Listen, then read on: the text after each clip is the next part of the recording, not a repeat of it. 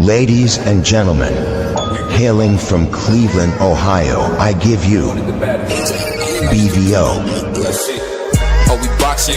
Yeah, we boxing. I need that belt like it ain't no other option. So we punching and weaving and blocking. Defeat ain't an option. Let them know. Shoot a video, put it on BVO. Let them know. Every time I punch, it's a heavy blow. BVO, bound to hit like bricks cause it was set in stone. Let them know. I ain't getting body, but I'ma hit this flow. Yeah, way more than a show. This is BVO.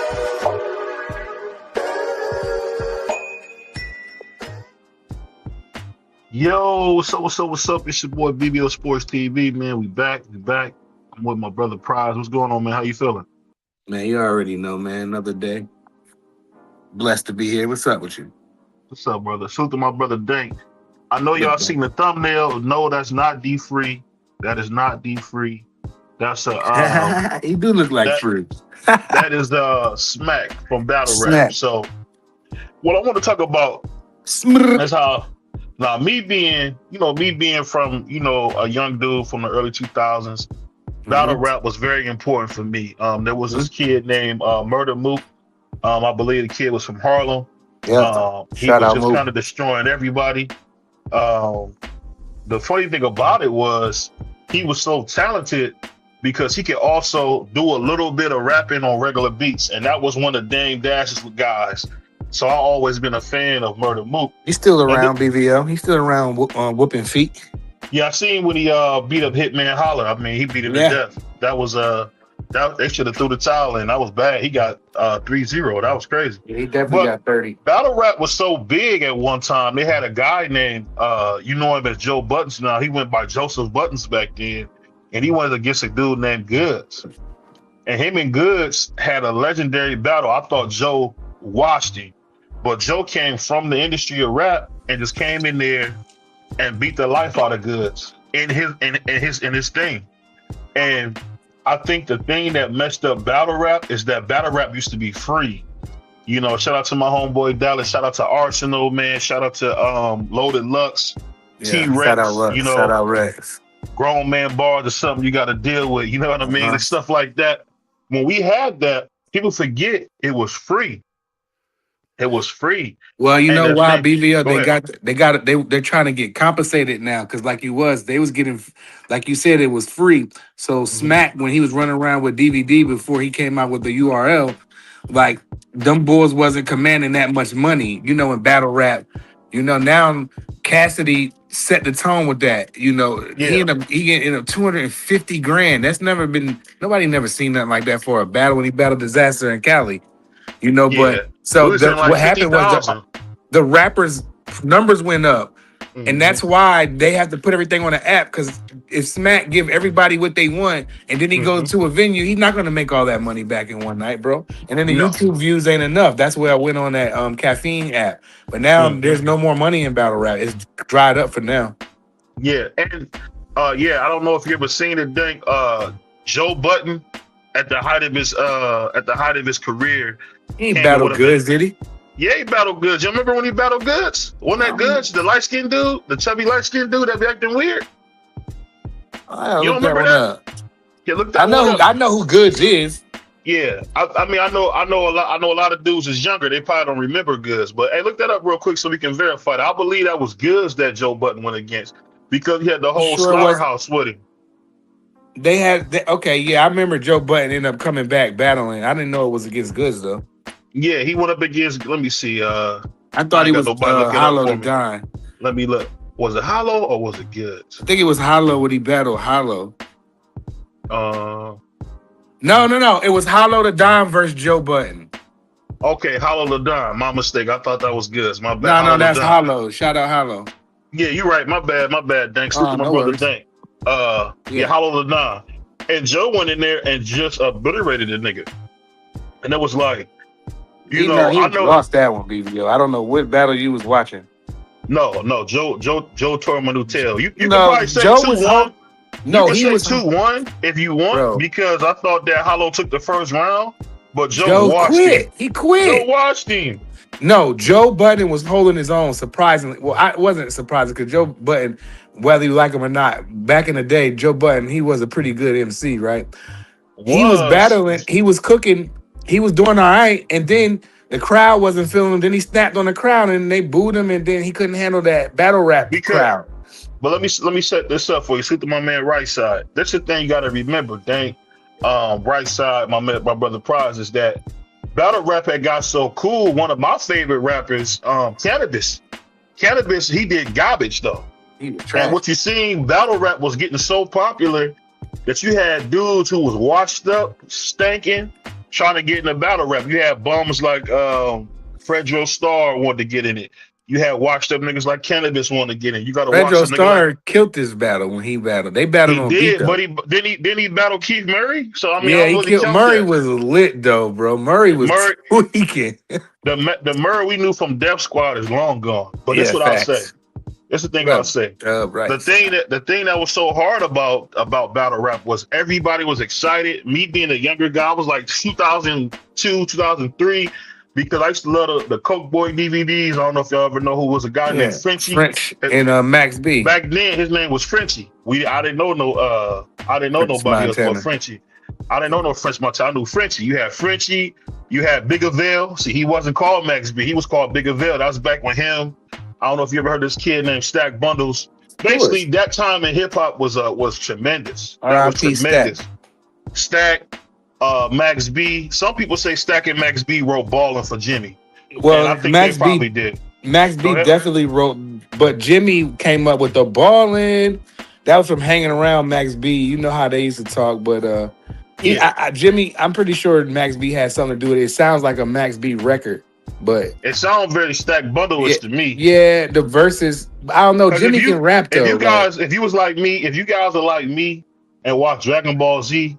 You got guys like Jim Jones, Drake, Kanye. They absorb niggas like Cell.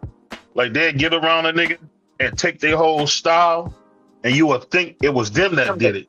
Like when you heard Kid Cudi, when you heard Travis Scott, you could honestly say you probably thought they was copying Kanye. No, they wasn't.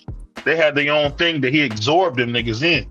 Yeah. You seen that with Drake with the song. I mean, Drake absorbed "I Love McConaughey." But anyway, we're getting way off topic. But I'm just saying the paywall. Put Smack in the thumbnail. We on topic. Go ahead. The paywall destroyed battle rap. Now you got people putting pictures of Smack on top of the grave of battle rappers saying, you know, battle rap is dead, like on the hip hop is dead. Stuff. Chilla Jones is trying to. I mean, they bombed out with that Cassidy versus Easy. You stay talking trash, Dank. I'll drop the link so I can click your. Dank watch battle rap. But it's the thing I'm saying. For me, watching battle rap, I love battle rap, and they were saying for people like me, I can't speak for nobody else. 35 and up, you don't really hear a lot of niggas talking about battle rap as much as they used to because of the paywall. You got to get on the app. It's just like when you see Canelo. App. No, well, whatever that app, I don't know. It doesn't exist no more. That caffeine deal with URL is over.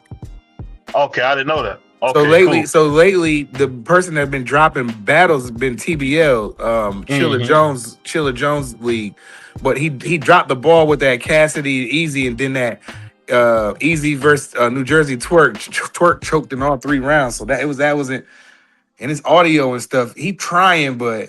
He tried, but man, he got a lot of work to do, bro. But for me, what I'm basically saying is they did that in boxing. When you had Errol Spence, you had Javante Tank Davis fighting on a free app. Fighting on Fox. It was different. I remember when they had Adrian Broner, all these guys fighting on Showtime cards, calling Showbox. And what they pretty much did in boxing was they put it behind a paywall. And the paywall always hurts because niggas is broke. Well, they gotta get it. They gotta get a return on their investment, though. That's just like if we put up $1 million for this channel and we just paying everybody, but we not getting nothing in return. Now we in the red. Now when you hit that red, that's what I'll tell you. This is what I always tell you. This is what I learned, especially about creating content, things of that nature. Whatever you're doing, if you got a good product, slowly but surely, people will pay for it if they value it. Yeah, but Smack wasn't making enough money off of YouTube. No, I'm not. Listen, you missing what I'm saying. You missing what I'm saying because you got to remember, Smack and them came along before the YouTube program. YouTube Partner Program is what it is today. It wasn't like it is today. I think they started the YouTube Partner Program in 2008. So that's only what 17 years ago or so. And Smack was before then. He was on DVDs. I Yeah, get what you said. facts. What I'm just saying is he just was ahead of his time. Same thing. Like used to be this kid named Brian Pumper. He was ahead of his time. When we seen Shout out B Pumper, Pumper. when we seen B Pump smashing chicks in the head with eggs and all that goofy stuff, that was ahead of its time. So I said all to say this. I think the paywall for boxing with the pay-per-views and you watching guys you don't necessarily want to see fight, I think that really killed the game. And I think if you think about it now, you can honestly say boxing may not recover. And you say, why you say that, BVO? Because there is no big fights to really speak of that you want to see. You got Tio versus Shakur Stevenson, and it's like zero hype. Yeah. Tio went up there and said he can't, they're not even getting a lot of sponsors. You said if you would have said this 7 years ago, 6, 7 years ago, Fight would have been I lit. think the fight would have been crazy. Yeah, I agree with Yep. that. Remember when Devin fought Ryan the first time? That was a lit fight. It was lit, yeah. You go back to Devin, think about you. Go back to Deontay Wilder, Tyson Fury 2 Lit. or 3 or 1. All three of them lit. The internet was totally different then. What I'm basically saying is this. I think boxing made a huge mistake with that paywall. And now you don't see the sport growing and there are no casual fans. Before there was some, but there ain't none anymore. Now we just got all niggas who are diehard fans.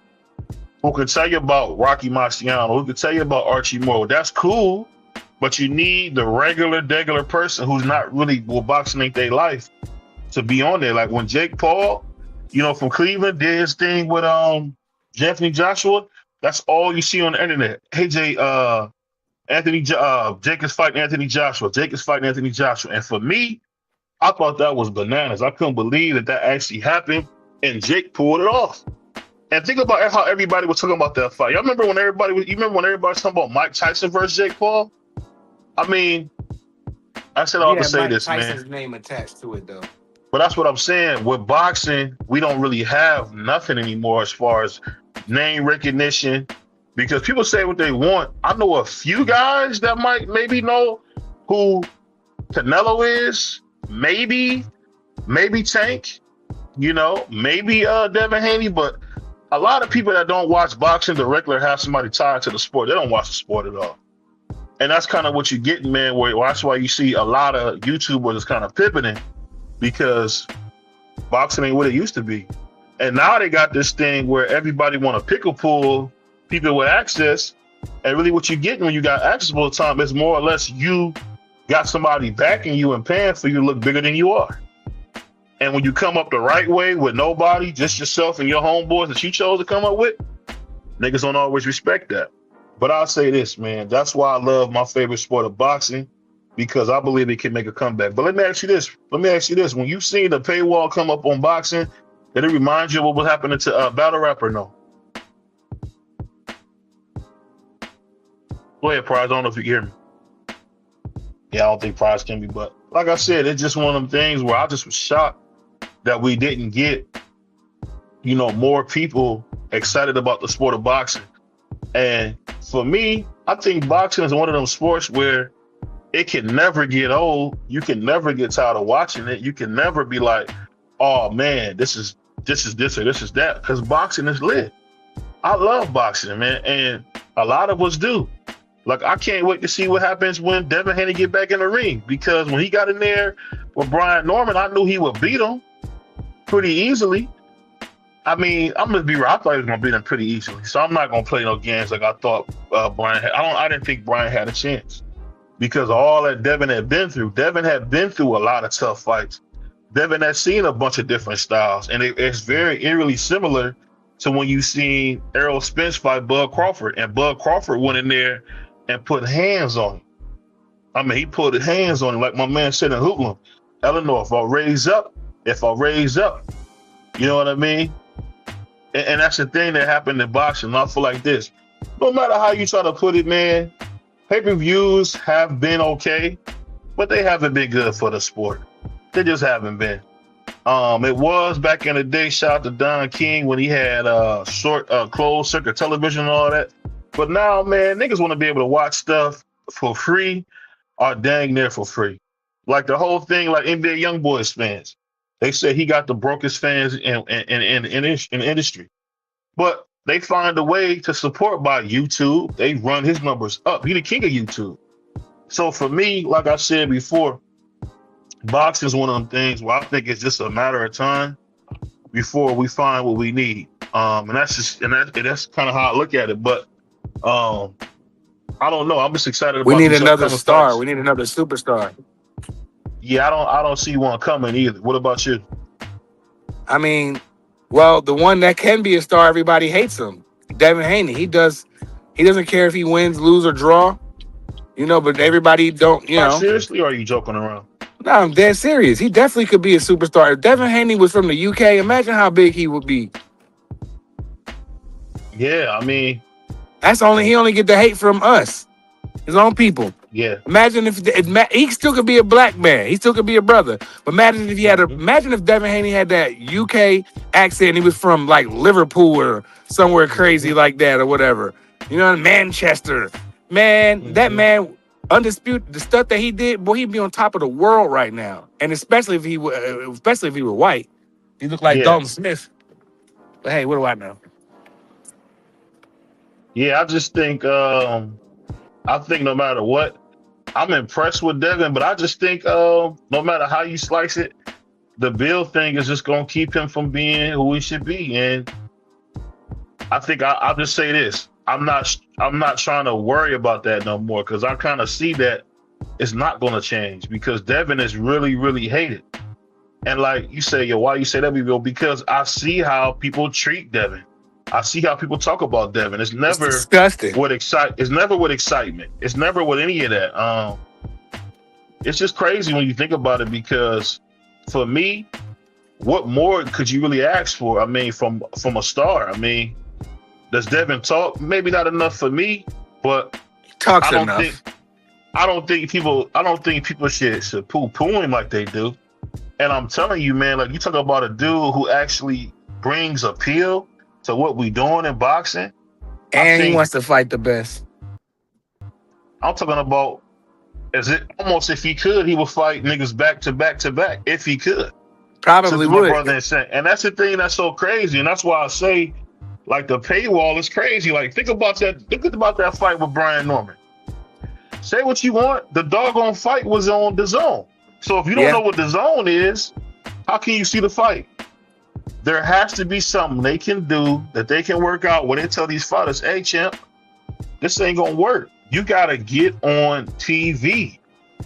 Errol Spence grew so big so fast is because he was on regular TV with Fox.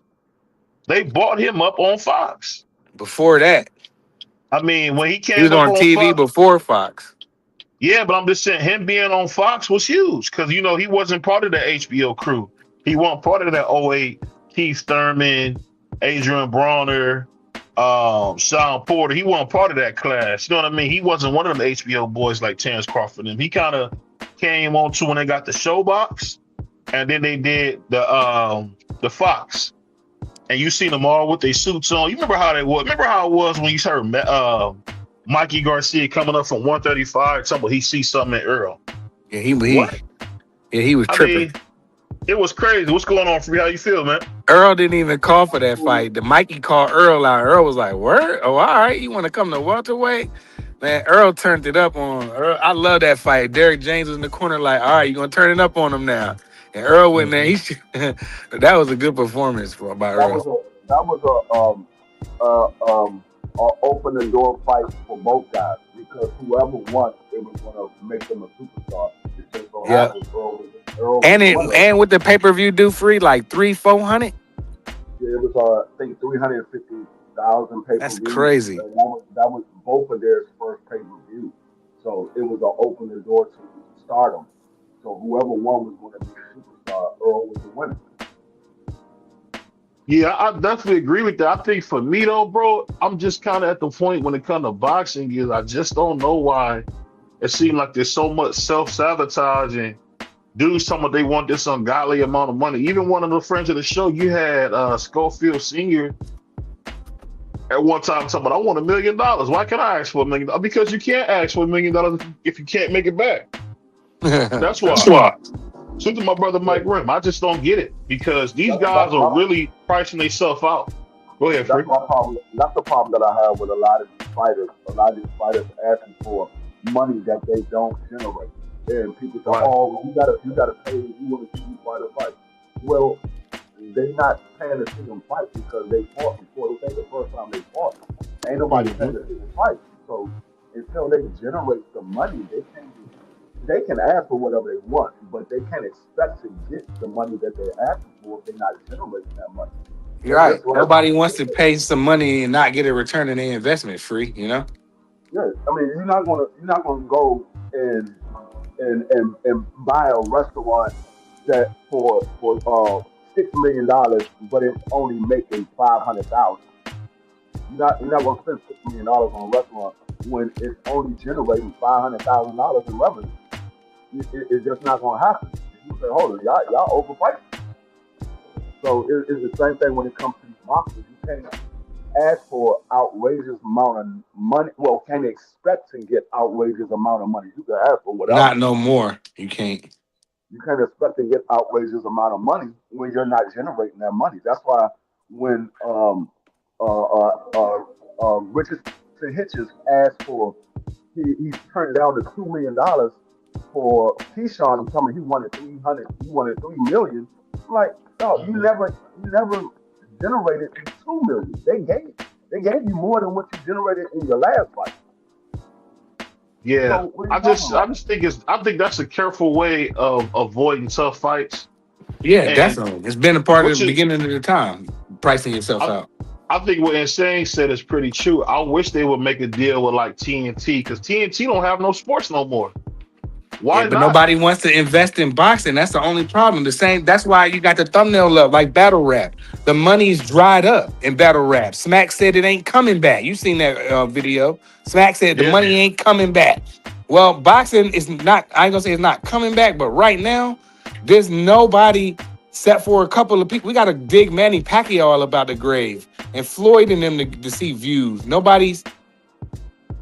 yeah. And I then mean, that scares off go the ahead. investors. So, like you said, TNT don't have no sports. Okay, so why don't they go after boxing? Because they're gonna have to pay more than what they're gonna return. They're not gonna, like Free said, if you pay $6 million for something, you in your first year, you at least want to see $1 million, right? I I'm not mean, saying you're gonna make the whole thing back in your first year, but you want to you see, want to make some money. yeah. I mean, My if, man if you said, go ahead. no, My if you bad. Go buy ahead. a business, you want to at least break even. You want to at least break even. If At you Yeah, spend least. 6 million, you want to at least make 6 million back. Because if And you then spend $6 million on an investment, it might take you a couple of years to get it. But like I said, at least you want to get $1 million for the next 6 years. You know, and sometimes it takes a little bit. Like if you know about business, sometimes it takes a little bit to get your investment return. So you might make an investment, and it might take me 2 or 3 years to say, all right, now I'm over $6 million now. I didn't pay for my buildings, paid for my restaurants, paid for, and everything else is. You know what I'm saying? Like, so sometimes it take it, but they don't have any faith in boxing that because the young boys don't want to fight each other. So that makes it even harder to no, sell. And you don't even got guys that want to fight. That's what I'm saying. Say what you want. I mean, people say what they want about Shakur. Shakur is at least open to fights. It's Shakur. People want to give Shakur a hard time about wanting to wait rehydration clause and all that. Man, it ain't no big deal. It ain't no big deal because we seen Floyd do it because Floyd could fight at 54, but he didn't like to. He always came in at 52 or something like that because he didn't Yep, like to fight that 51. big. Yep. And I think that people got to just understand in boxing, man, you got to just fight the fights. And, you know, that's why y'all, a lot of people talk about, oh, Bardo BBO like Tio. Man, you can say what you want. Tio has ducked that he has kind of played games. But think about it. He fighting Lomachenko fought Lomachenko in his career, Josh Taylor in his career, Richard Coleman in his career. Now you possibly saying a guy like Jermaine Ortiz, who people are bigging up, and then on top of that, you got him about to fight Shakur. I mean, He fought some. Tio got a pretty guys decent resume. if you think about it, let's just be real. The black fighters don't do this. The new age black fighters don't do this. You Well, got Devin Ryan who does done it. fought. But listen, you got Ryan who done fought Tank. You got Ryan who done fought Rolly. You got Ryan who done fought Devin. And it's just like that's what I mean. When it comes to the black fighters, we don't necessarily other than Devin and probably David Benavidez, have you really seen black fighters chase niggas down? And how many times I gotta hear dudes sit at the A side? How many times we gotta hear dudes tell Gary Antoine? We heard Richardson Hitchens, who's a nobody, tell Gary Antoine, get your name up. What are you talking about? Who the hell are you? Yeah, that was crazy. I'm thinking to myself, why don't you beat Gary Antoine up and get a name? That's why I was so hard on my man. That's why I was so hard on Emiliano Vargas, because don't say Gary Antoine's name if y'all not really gonna fight him. That's stupid. That make y'all look bad. Yeah. I think Vargas can beat him. But it don't Can matter beat what who? I think until he do it. Gary Antoine, but it don't matter till we see it happen. Mm-mm. Because if Pullo can win, anybody can beat Gary, in my humble opinion. He ain't ready for But that kind of smoke. but let me read That this kid's comment still real wet quick. behind the ears. My man, Insane. So I believe that one of these companies can get a deal with FS1 or ESPN, and they will take these companies just not top ranked. You can build on TNT, TBS, Monday Night Fights, and Friday Night Fights like they did Monday nights. Monday Night Night Yeah, Show. nobody They wants to could. fund it though.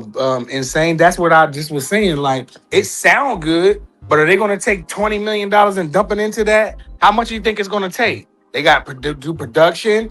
Then you got these fighters that want to get paid. Now, unless you fight like some low, like fresh out the amateur, maybe focus on that. Have some amateur tournaments or something. I don't know, but are you going to take $20 million as a company and dump it into boxing? I don't think a lot of people's rushing to do that. That's my only problem. Now, what you're saying and saying sound good. I would love to turn on TNT and they got Monday Night Rumbles or something. You know what I mean? Monday Night Madness or whatever it's called. You know what I mean? That would be lit. I remember when I used to watch USA back in the day, they used to have fights on Tuesdays. You know what I mean? Salute to Friday you. night fights was the thing. So, but now where's that funding coming from? Who's going to, in like Turkey and them, like they look like they got their own thing. I mean, if Oscar wasn't such a goofy, if he wouldn't have made it, like they probably could have worked something out with him, Bob Arum, and Al Heyman could have probably sold boxing to like TNT, like you just said. But everybody's so greedy, fam, and nobody wants to put that investment in because who gonna get the money? How you gonna get the money back? I mean, they doing it with the rookies when you see what they done with Zuffa Boxing. But it's the thing I'm gonna tell you. I'm gonna drop some real knowledge. We're gonna have a real conversation. To me, Abdullah Mason and Emiliano Vargas should have been fought. That's a fact. They should have been fought. I don't want to hear this. Oh, he's not ready yet. Let the fight build. No, they should have been fought. People don't realize that Roy Jones fought Bernard Hopkins right away, pretty much in his career. It wasn't no wait. He went and fought the executioner pretty much right away. Same thing you had with Ray Leonard and Tommy Hearns. Them niggas pretty much fought right away. There was no waiting. They went and made the fight happen and was able to build on that. Same thing when you had Roberto Duran come 135. Then he took 2 fights or so, and then he fought Ray Leonard. These guys, man, I don't want to say they're cowards. I don't want to say none of that. I'm just saying these guys don't want it. They want to wear chains. They want everything that comes with boxing, but they don't want to take the hard fights. People don't realize that Floyd wasn't favored to beat Angel Man Freddy. Floyd wasn't favored to beat Castillo. These are hard-ass fights he took. Even when he fought Chop Chop Corley, Chop was the favorite. No, he wasn't. He was the fake. What I'm saying, I'm not talking about on the line. What I'm saying is, from what I heard from people in Ring Magazine, I can only go off Ring Magazine. I wasn't there. Ring Magazine made it seem like he was going to get destroyed. That Floyd was going to get destroyed. Nah, it was a tough fight at 140, and fighting a game opponent like DeMarcus Corley, and DeMarcus Corley clipped him real good in that fight. He buckled Floyd. If you remember, he buckled him. Yeah, but he fought hard fights. Like, even sometimes like with Corrales, even though he dominated the fight, and he was the underdog in that, people thought he was too little. And I remember myself being young. I was like, man, y'all don't know this kid, Pretty Boy Floyd. I'm telling you, I like Chico too. That's my man. But I think Chico's in over his head on this, and all my friends thought I was crazy. And you saw what Floyd happened. went to go fight Otero Gotti in Atlantic City, his adopted home. Yep. People forget that wasn't no fight that they thought Floyd would win. I'm just saying, and I ask you this, Free. When you see guys refusing to fight, what does that say to you, man, about the sport? About the sport, Yeah, it doesn't say anything about the sport. It just says they got a lot of guys that just want to get paid. They don't want to. They don't want to show that they're the best. They just want to get paid. That's what the sport is today. A lot of guys in the sport don't want to show that they're the best. A lot of the big names. I'm not gonna say a lot of the guys. A lot of the big names that people are familiar with. A lot of them don't want to show that they're the best. They want to get paid. They rather get paid than to prove who's the better guy. Because if they're going to get in a fight with a hard opponent, they feel like, okay, well, if I lose, I need to be compensated for my loss. I need to be paid more money than I've ever been paid before because there's a good chance that I might lose in this fight. Which, I mean, you can think like that, but at the same token, you making it hard for people to do business with you. You making it hard. Or like BVO like to say, Free, you got to sell that belt. Them boy be wanting crazy amount of money. Yeah. I mean, it's just I look at it like a lot of us that grew up in the 80s and in the 90s, we was used to and we got accustomed to seeing all of these guys mix it up because they were pretty much under one banner. But now it's so many different promotional companies. Guys like, well, I mean, promotional companies are like, well, I don't have to do business with you if I don't want to, unless my guy is a mandatory for your title, your champion. I don't have to do business with you. I can keep everything in house. My guy sell tickets over here. We doing good in Massachusetts. A lot of times, keeping it in house is not the best fight. You can get some good fights. Like when PBC had 147 locked up, it was a lot of good fights on the PBC side. I mean, Bud Crawford was pretty much out in the cold because he was top ranked, but there was a lot of good fights on the PBC side. So I'd have loved to see Bud mix it up with them boys, Thurman and all them. Look at Top Rank. Top Rank had 135, so it was a lot of good fights at 135 for Top Rank. So it all depends on which promotional company has that division. Which division are we talking about? Because when you start moving in the different divisions, and when you have multiple promoters that have a lot of fighters in the same division, that's where we get where fighters say, you have these promotional companies going at each other. Oh, well, we want to do it on our platform. Well, we want to do it on our platform. That's where all of these hurdles come in. That's why people say they want these fighters to be under one banner where it eliminates the hurdles that people have to jump. Yeah. Well, you know, we got spoiled watching them fights in the 80s and 90s, D-Free, and I don't ever think we'll get back to it. Kind of like wrestling and rap and everything else. And I'll say this, man, it's the part that's so crazy. You got Charles Martin, F.Ed Jagba on a Zuffa card. Yeah, I want to see that fight. I don't know why. That's kind of what happens when you do stupid stuff like make Chris Arreola and Andy Ruiz a doggone pay-per-view fight. That ain't a pay-per-view fight. They just been going overboard with it, man. So they got to get in a return in their investment. No, what it was. No, you got to get paid less. No, what it was. You have to get paid less.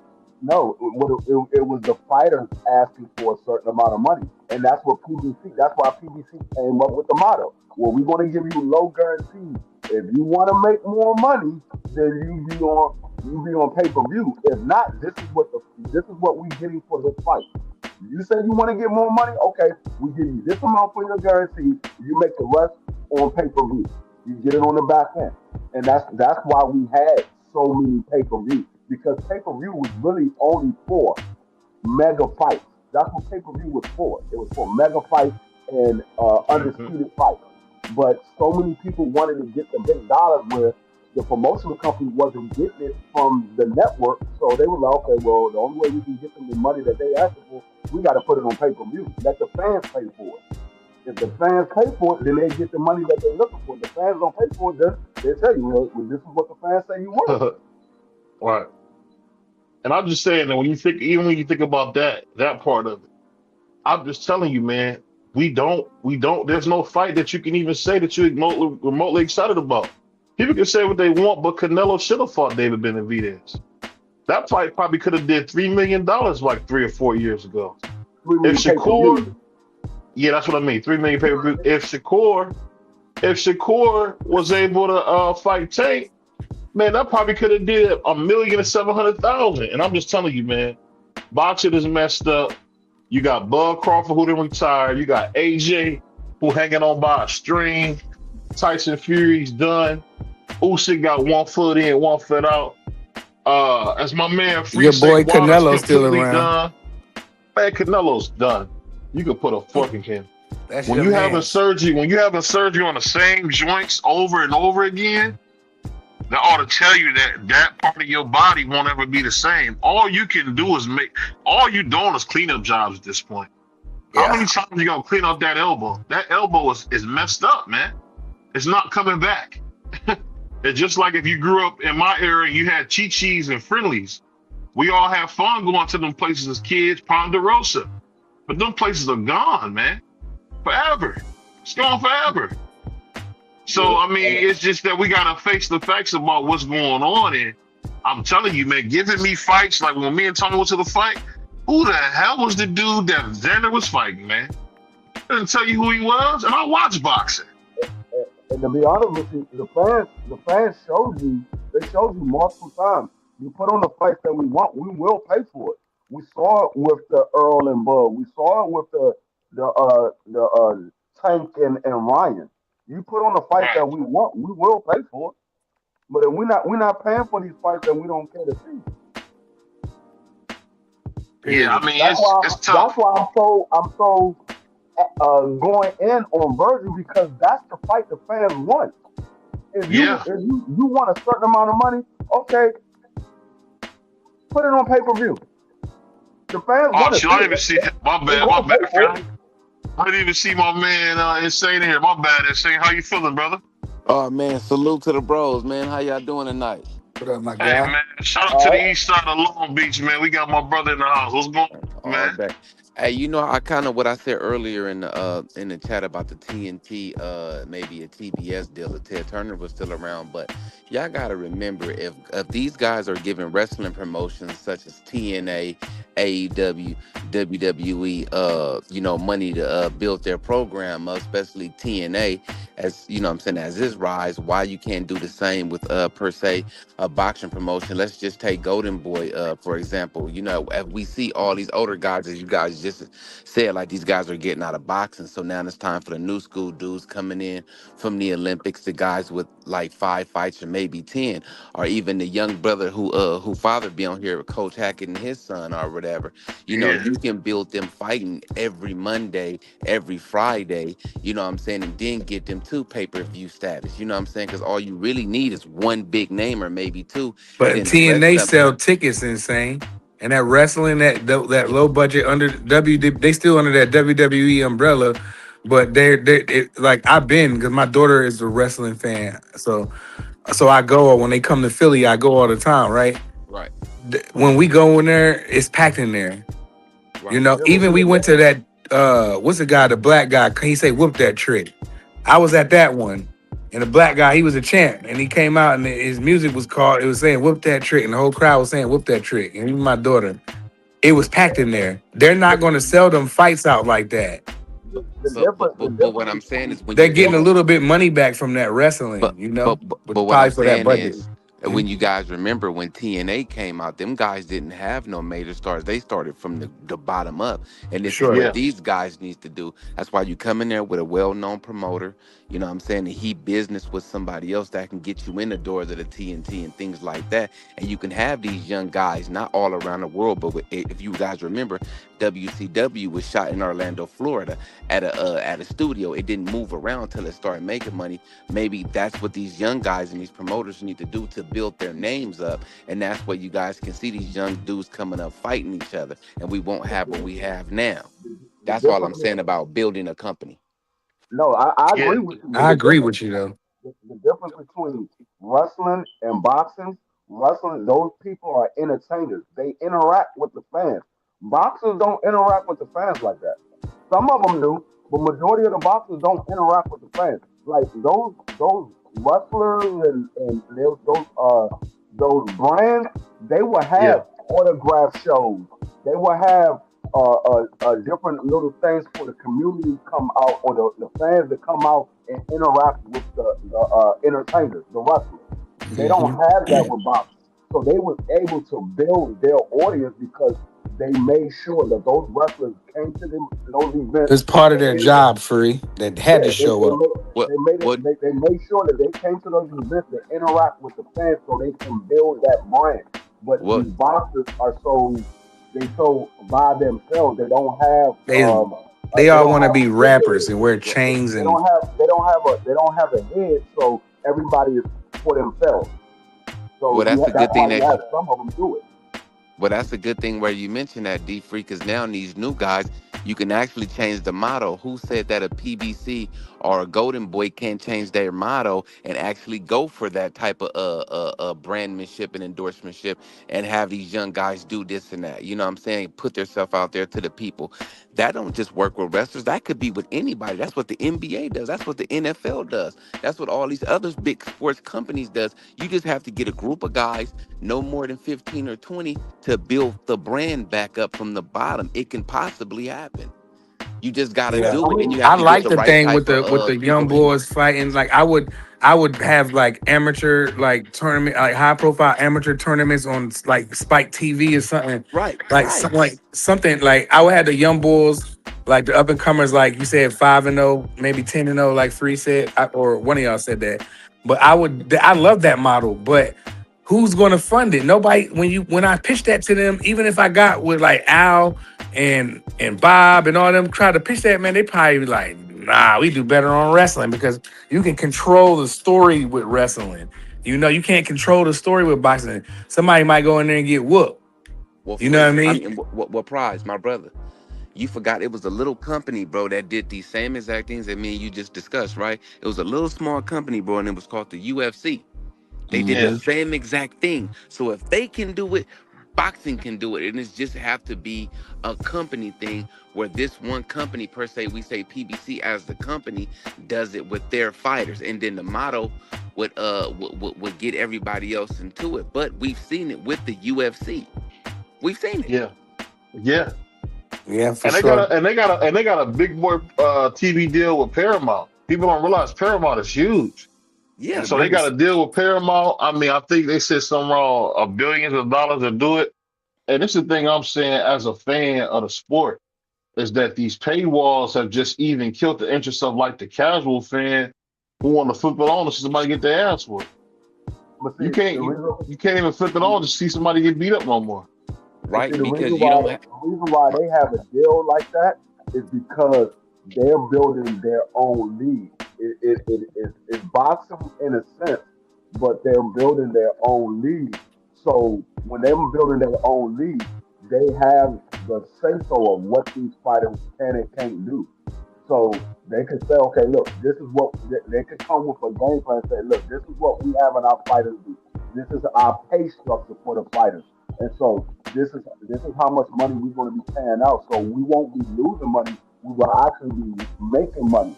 But with the actual boxing, the boxing model right now, they don't have that structure. There is no structure in boxing. So they can't really go to these programs and say, look, this is what we're going to do. They can say, these are the people that we have on, and this is what they generate when they fight. That's all they can go with. They can't tell them what their plan is because they don't have a plan. It's not that. really a plan out there. You know, Free, that's good that you said that because they have this little thing called Zuffa Boxing now. I hope I'm saying that right. Zuffa Yeah. Boxing now is That's what I'm actually talking going by about. the That's what same I'm talking about. business. Okay, but That's they what I'm have the talking same. about. Okay, so if they have the same business practices, why can't another promotional company say, okay, we're gonna have one belt up under this company brand? It might be, let's just say the IBO. Okay, we're gonna fight for these IBO titles here. It's gonna be one face, one name, one champion. You get what I'm saying? And you can actually build something. See, anything can be built with an idea. You just have to put the idea in play. And if you have a name per se, Oscar De La Hoya, you don't think that these multi billionaires, you know what I'm saying, would invest in something that in the long run, because you remember these tycoons and these billion trillionaires, they play the long run game. and they want to build something, and you can sell merchandise, and you can do the things that you need to do, such as a WWE and the rest. Remember, all these companies that we see now, AEW, WWE, TNA, this Zuffa Boxing, everything started from an idea, and it had to Yeah. be built up over the years. So let's not say it can't happen. We just need the right people in place so it can happen. And Al can't do everything. I think Yeah. people got to remember, Al can't do everything. I mean, we've seen them put Chris Arreola and doggone Andy Cruz on a doggone pay-per-view. It was like, who want to see somebody get the tacos punched out of them on pay-per-view? I mean, they put King Kong versus Charles Martin on pay-per-view. I couldn't believe they did that. It was just like, you know what? At this point, Free, and I get what you saying when you say what you say, but man, my favorite sport really don't love me back. And speaking of that, I'm gonna ask you guys this. Now we hear a lot of people talking about Devin versus Ryan versus Mario Barrios. Do you guys actually think Mario Barrios is the underdog like people trying to act, or do you think Ryan's gonna run right through him? I honestly believe in my heart that Mario Barrios can beat Ryan Garcia, because when Ryan Garcia gets on the level with certain boxers, when he's clean, he loses. Are you guys sitting on this panel telling me that Mario Barrios is not better than Rolly Romero? Mario Barrios is better than Rolly Romero, who just beat Ryan Garcia. So if Ryan Garcia is clean, which we know him to be clean in 2 of his last fights, I'm not last fights, I'm sorry. He was clean with Tank Davis. We seen what happened. He didn't look the same. Then we seen him clean with Rolly Romero. He didn't look like that animal that was in the ring with Devin Haney. Now the thing is, we look past Mario Barrios and we say, oh man, he lost 2 times. Well, let's talk about who he lost to. He lost to Power Punch and Tank. Tank has skills. He's better than Ryan. One time Keith Thurman is better than Ryan Garcia by a long stretch. Even this version of Keith is better than Ryan Garcia. Would anybody disagree? I think not. Let's not waste our time with that. So the guys that he lost to are high stakes boxers, which he was in the fight with those guys until he wasn't in the fight. So in reality, even though Ryan is the more popular pick because he cheated a guy, he can lose. Mario Barrios can beat him, and he can beat him quite easily if he's clean. I think Ryan has done a masterful job controlling social media. If you look at what he's doing, whether you see him in there punching Blueface, got Blueface in a bodysuit, punching Blueface, so you see him getting the fake tattoos on his face, it seems like he's enjoying himself, and it's not the same way when you see Devin. You see Devin always focused, always worried about what's next. Go ahead, my bad, Free. No, I was gonna say. I mean, if you look at it, I think a lot of people looking at the hand speed of Ryan and looking at the power of Ryan, and they saw Mario Barrios get beat by a smaller guy in Tank Davis. They saw him get beat by an older guy in Keith Thurman. They said, okay, Ryan is faster than Keith Thurman. And, a lot of people think Ryan got power, so that's why a lot of people are picking Ryan. But like Insane said, if you look at Mario Barrios, he's more skilled than Ryan. He got better footwork. He got better boxing ability. But can Mario Barrios stand up to one of Ryan's left hooks? Now we know Ryan do have power. Whether you believe that or not, prior to him popping dirty, he was knocking people out prior to that. So I don't know if it was just for the Devin Haney thing. I don't know if it was before. I just know he got caught with Devin Haney, and that's the only thing I can judge him off on what happened with Devin Haney. I can't look at and speculate anything else. But I say Mario Barrios has the skills to be able to beat Ryan Garcia, but Mario Barrios, he looked so bad in his last 2 fights. It's like he looked horrible. Yeah, he looked horrible. They looking at those fights and was like, man, he should have lost to Abel Ramos. He almost lost to Manny Pacquiao. Manny Pacquiao's been out of the ring for 4 years.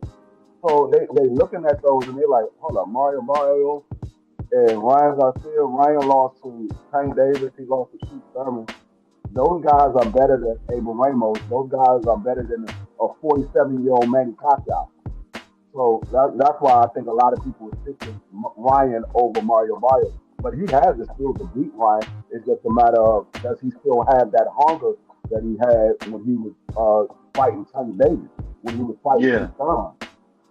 Yeah, I just think, man, and it just all rolls into one. Boxing just leaves you so unsatisfied, and I see why so many people in the left, man, that left the sport and start talking about other stuff. I even thought about doing some reviews on certain stuff because, man, I get so tired of coming up here and the fights ain't made. We don't know why the fight ain't happening.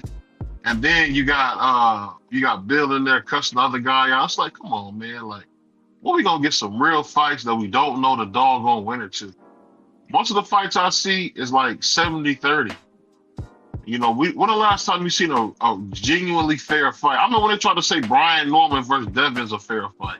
No, it was not. Devin was gonna watch him from the gate. Because Devin had seen him before, but Brian had never seen him. You guys realize that Brian Norman Jr. fought Devin Haney before Jerron Boots Ennis did? Y'all realize that?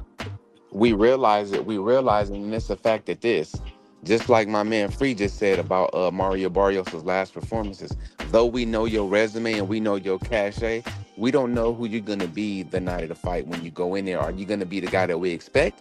Are you going to be a different type of guy, i.e. Devin Haney versus, what's the boy name? Ramirez. He was a different fighter than when he was in the ring with Ryan Regis and with Brian Norman. He was a different guy. So we never know what we're going to get on that given Sunday. You know, on that given Sunday, we just know a guy's cachet. Second of all around is, you say 70-30 fights. When you get in these fights, you know, one punch can change the outcome. Just like, what's the guy that beat Joseph Parker? I guess he's a champion now. What's the guy's name that just beat Joseph Oh, Parker? you talking about Fabio There was. you go, Fabio LaWorley. That dude was tired, bro. That dude was tired and happened to end up getting Joseph Parker up out of there late. Let's just say he didn't have the rest of that energy. You know what I'm saying? That's the easy win for Joseph Parker. We had Parker winning that fight. So when Wilder got in there with Parker, we like, man, this dude just knocked this dude out and went around. He about to destroy Joseph Parker. Joseph Parker walked Deontay down. And I'm a Deontay fan, but he walked him down. It's a lot of fights that we may say is a toss-up, but when we watch it, it'd be a little different. You know what I'm saying? Yeah. Not all fights are predetermined. Well, most of the fights that we've gotten, especially on pay-per-view, they were predetermined. I mean, we already know Tank is going to beat Frank Martin. We already know Shakur is going to beat Willie Zepeda, Josh Padley. We know that. We know that Chill's going to beat Steve Claggett. And we also That's what I thought mean that when I say we also we gotta- thought Tank Davis was gonna beat Lamont Roach, and we see something totally different. We also thought that. I mean, there was some people that thought Frank Martin was going to win that fight against Tank Davis. It wasn't. Yeah. Everybody didn't think that Tank Davis was going to win that fight. There was a lot of people that thought Frank Martin was going to win. They were definitely behind Frank Martin. And I remember hearing that. There was some guys that was behind Frank Martin. I remember them too, Free. Salute the sorry, babe. Salute the appreciate you coming through. It wasn't a bad pick because Frank Martin got killed. He got power. It's just Tank Davis was just smarter than him. And Tank Davis knew at the weigh-in, Frank Martin can't make his weight. He made his weight just to make money. He can't make his weight. It was hard for him to cut weight. He said it. My favorite fight of Tank Davis' career is when he fought Mario Barrios because Mario's about 6'1". And looking at Tank, you know, Tank's petite like a lady. He's like a woman's height, real little bitty dude. And you could just see him. You out of pocket. You could crazy. see him. You could see him looking up at Mario Barrios. And man, it was so cool because Tank actually went in there and stopped it. He stopped. If you gotta remember, he stopped Mario Barrios and he stopped Rolly Romero at the smaller weights. Oh, And think about it. Tank Go used ahead. his IQ. He said, I'm gonna make him come at me. I'm the smaller guy. I'm gonna have to get past his jab to get to the inside. So what I gotta do is I gotta tire him out. Once I tire him out and I can land my shot, I know I can hurt him. And that's what Tank did. He tired him out, made him chase him around, and then he got him tired. And then Tank Davis was able to walk in. Because towards the end of that fight, Tank Davis started walking Mario Barrio down. Mario Barrio was on the back foot. So That's a fact, Free. But hold on for a second. 1 second, Free. My bad. Yeah. Let's not act like this man and just say what he just said that was horrible and diabolical, bro. Where is your What? mind at, BVO, when you just said this man was Yo, always petite like a something lady? about him. Yeah, that was What are you crazy. talking about? Bro, What are you you are talking out about? of pocket and out of line. I'm Hold sorry, on, Free. man. Go ahead, Free. I had You to got to check him, Free. My get bad. you Go on the ahead, man. gas, man. Get off the gas, man. Get No, off man, the you out gas. of pocket for that, bro. You know you wrong for that. I didn't even say nothing, man. You just look at what they say. You looking for a pickle to pull, man. Because Bro, all you I'm called saying is that man little and petite. Petite like that's a what he lady. is. He about 5'3". Yeah, that was crazy though. Hey, What a mess. my hand soft like lady. That's all I can see when he said that. And rest in Hey, peace to man. Bernie Mac. I didn't even think like that. You know, I see where your No, but mind is. when it comes to boxing, you can have a guy in there that's more skilled. And I think Bernard said it best yesterday. You can have a guy that's in there that's more skilled than the other guy, but if the other guy is smarter than the guy that's more skilled, he can Yeah, win that fight because he can outthink him. He can set him up. So it's not always the guy that's most skilled that's going to win the fight. It's usually the yeah, guy that's smarter that can make an adjustment. Those are the guys that usually win those tough fights because everybody's going to get into a tough fight at some point in their career. You're going to get into a tough fight. It's can you make an adjustment and can you outthink your opponent? If you can't make the adjustment, you can't outthink your opponent. 9 times out of 10, you're going to lose that fight. I mean, I don't know, Free. I'm just at the point now with boxing where I'm just so tired of. Even remember when Deontay Wilder fought Robert Helenius? You knew he was gonna beat him. You knew it. It wasn't like. I mean, I don't know. It seemed like I don't know if you guys ever used to watch movies. Ain't nothing worse than watching the movie again. That's an action movie. You already Oh, seen it. It takes the but whole fun of seeing it. And I feel like everybody, that's what everybody boxing has knew, been. everybody knew that Jaime McGill was going to beat that dude with only 4 knockouts. But we saw what happened in that fight. Yeah, Jaime Homie McGill, went on his Jaime Yeah, he game got McGill and was slick to smoked. sleep. he got He was sparked out. I slick to mean, sleep. So, like I said, it's not always the guy that's more skilled. It's the guy that can outthink and make adjustments. Because I saw that right hand coming. He kept trying for that right hand the entire night. He kept trying. I said, dog, this man got to watch out for this right hand. We was calling the fight live. Like, you got to watch out for that right hand. He keeps trying to throw that right hand. And Jaime walked right into it. And he got caught. Went straight to sleep. And, yeah, and and Free, another one. What's the guy from Terror Squad that just fought? What's his name? He just fought the Arab dude and got life beat out of him. Oh, you talking about Belinga? But Berlanga, when he just yeah. got life beat out of him, people thought that he was gonna whoop dude, and Yeah, we I I seen we told didn't. seen him everybody. get slapped. I didn't. I told everybody. I said, no, I I don't think got nobody Jaime. thought that, Now, man. None of us picked Berlanga insane. I said I Yeah, had Faraz Yeah, winning by decision. I didn't have him knocking him out. I said he was going to win by decision. I was surprised by the knockout because I didn't think that Faraz had that power. I knew that he can punch a little bit, but I didn't know how he was going to look at 68. I didn't know he was going to be able to bring that power that he had at 60 to 68 because I was looking at his last fight. Granted, he had a messed up hand or whatever in that fight, but he never looked like he had that type of power when he was at 60. So I didn't pick the knockout, but I did pick Saraf to win that fight. well, But a lot of people did thought Belinga was going to knock him out. A lot of people right. said, "Oh, Saraf ain't ready for this." Belinga was in there with Canelo, and that was the only loss he got on his record. And so a lot of people did believe that Belinga was going to win that fight. But if you nah, thought that they're the same people that dip their cigarettes in embalming fluid. You can't listen to Wow. them. Hold on, That's one of the things where it's like it makes no sense because you know what's good and you know what's not. And I'm telling y'all, the fights we've been getting and we've been getting have been garbage. but Look at Tank Davis, one of the biggest dudes in boxing. Look at Canelo. These dudes have purposely not fought decent competition. And y'all know Canelo's my guy. well, I'm not gonna say that about Canelo. I'm not gonna say that because Canelo Bro, did he give you only fought Bud. He only fought Bud for the money. If he could have he fought, found another way to get some money, not fighting Bud, he was going to do it. but I he know fought Canelo. but he fought another undisputed champion as well. It's not my fault that other undisputed champion didn't come to fight. It's not my fault. And do I think if they'd have fought at a smaller weight class that Charlo would have won? I do believe that. But I want to bring up another fight that I personally watched. The first Tim Tszyu versus Sebastian Fondora fight. A lot of guys thought that Tim Tszyu was gonna wash Fondora, and we see Fondora putting hands, feet, elbows, ankles, knees, and toes on him. Well, technically, Tim Tszyu was washing Fedor until he got caught with the elbow. When he got When he caught got with When the that cut, elbow, when that cut When he happened, got it cut, it changed the was over. game. yeah, when he Yeah. got cut, it changed the entire fight. And I blame that loss on his corner. I said that they should have stopped that fight because Tim Tszyu was up on everybody's card. He was Yeah. up on everybody's card. They should have stopped that fight. They should have said, no, we can't continue. There's too much blood. We can't stop the bleeding. But Like no, with Stitch, like what they Uncle wanted to- Stitch did with they Kalisko. thought Tim Tszyu was going to knock him out. They wanted to put a highlight reel together, and he ended up losing.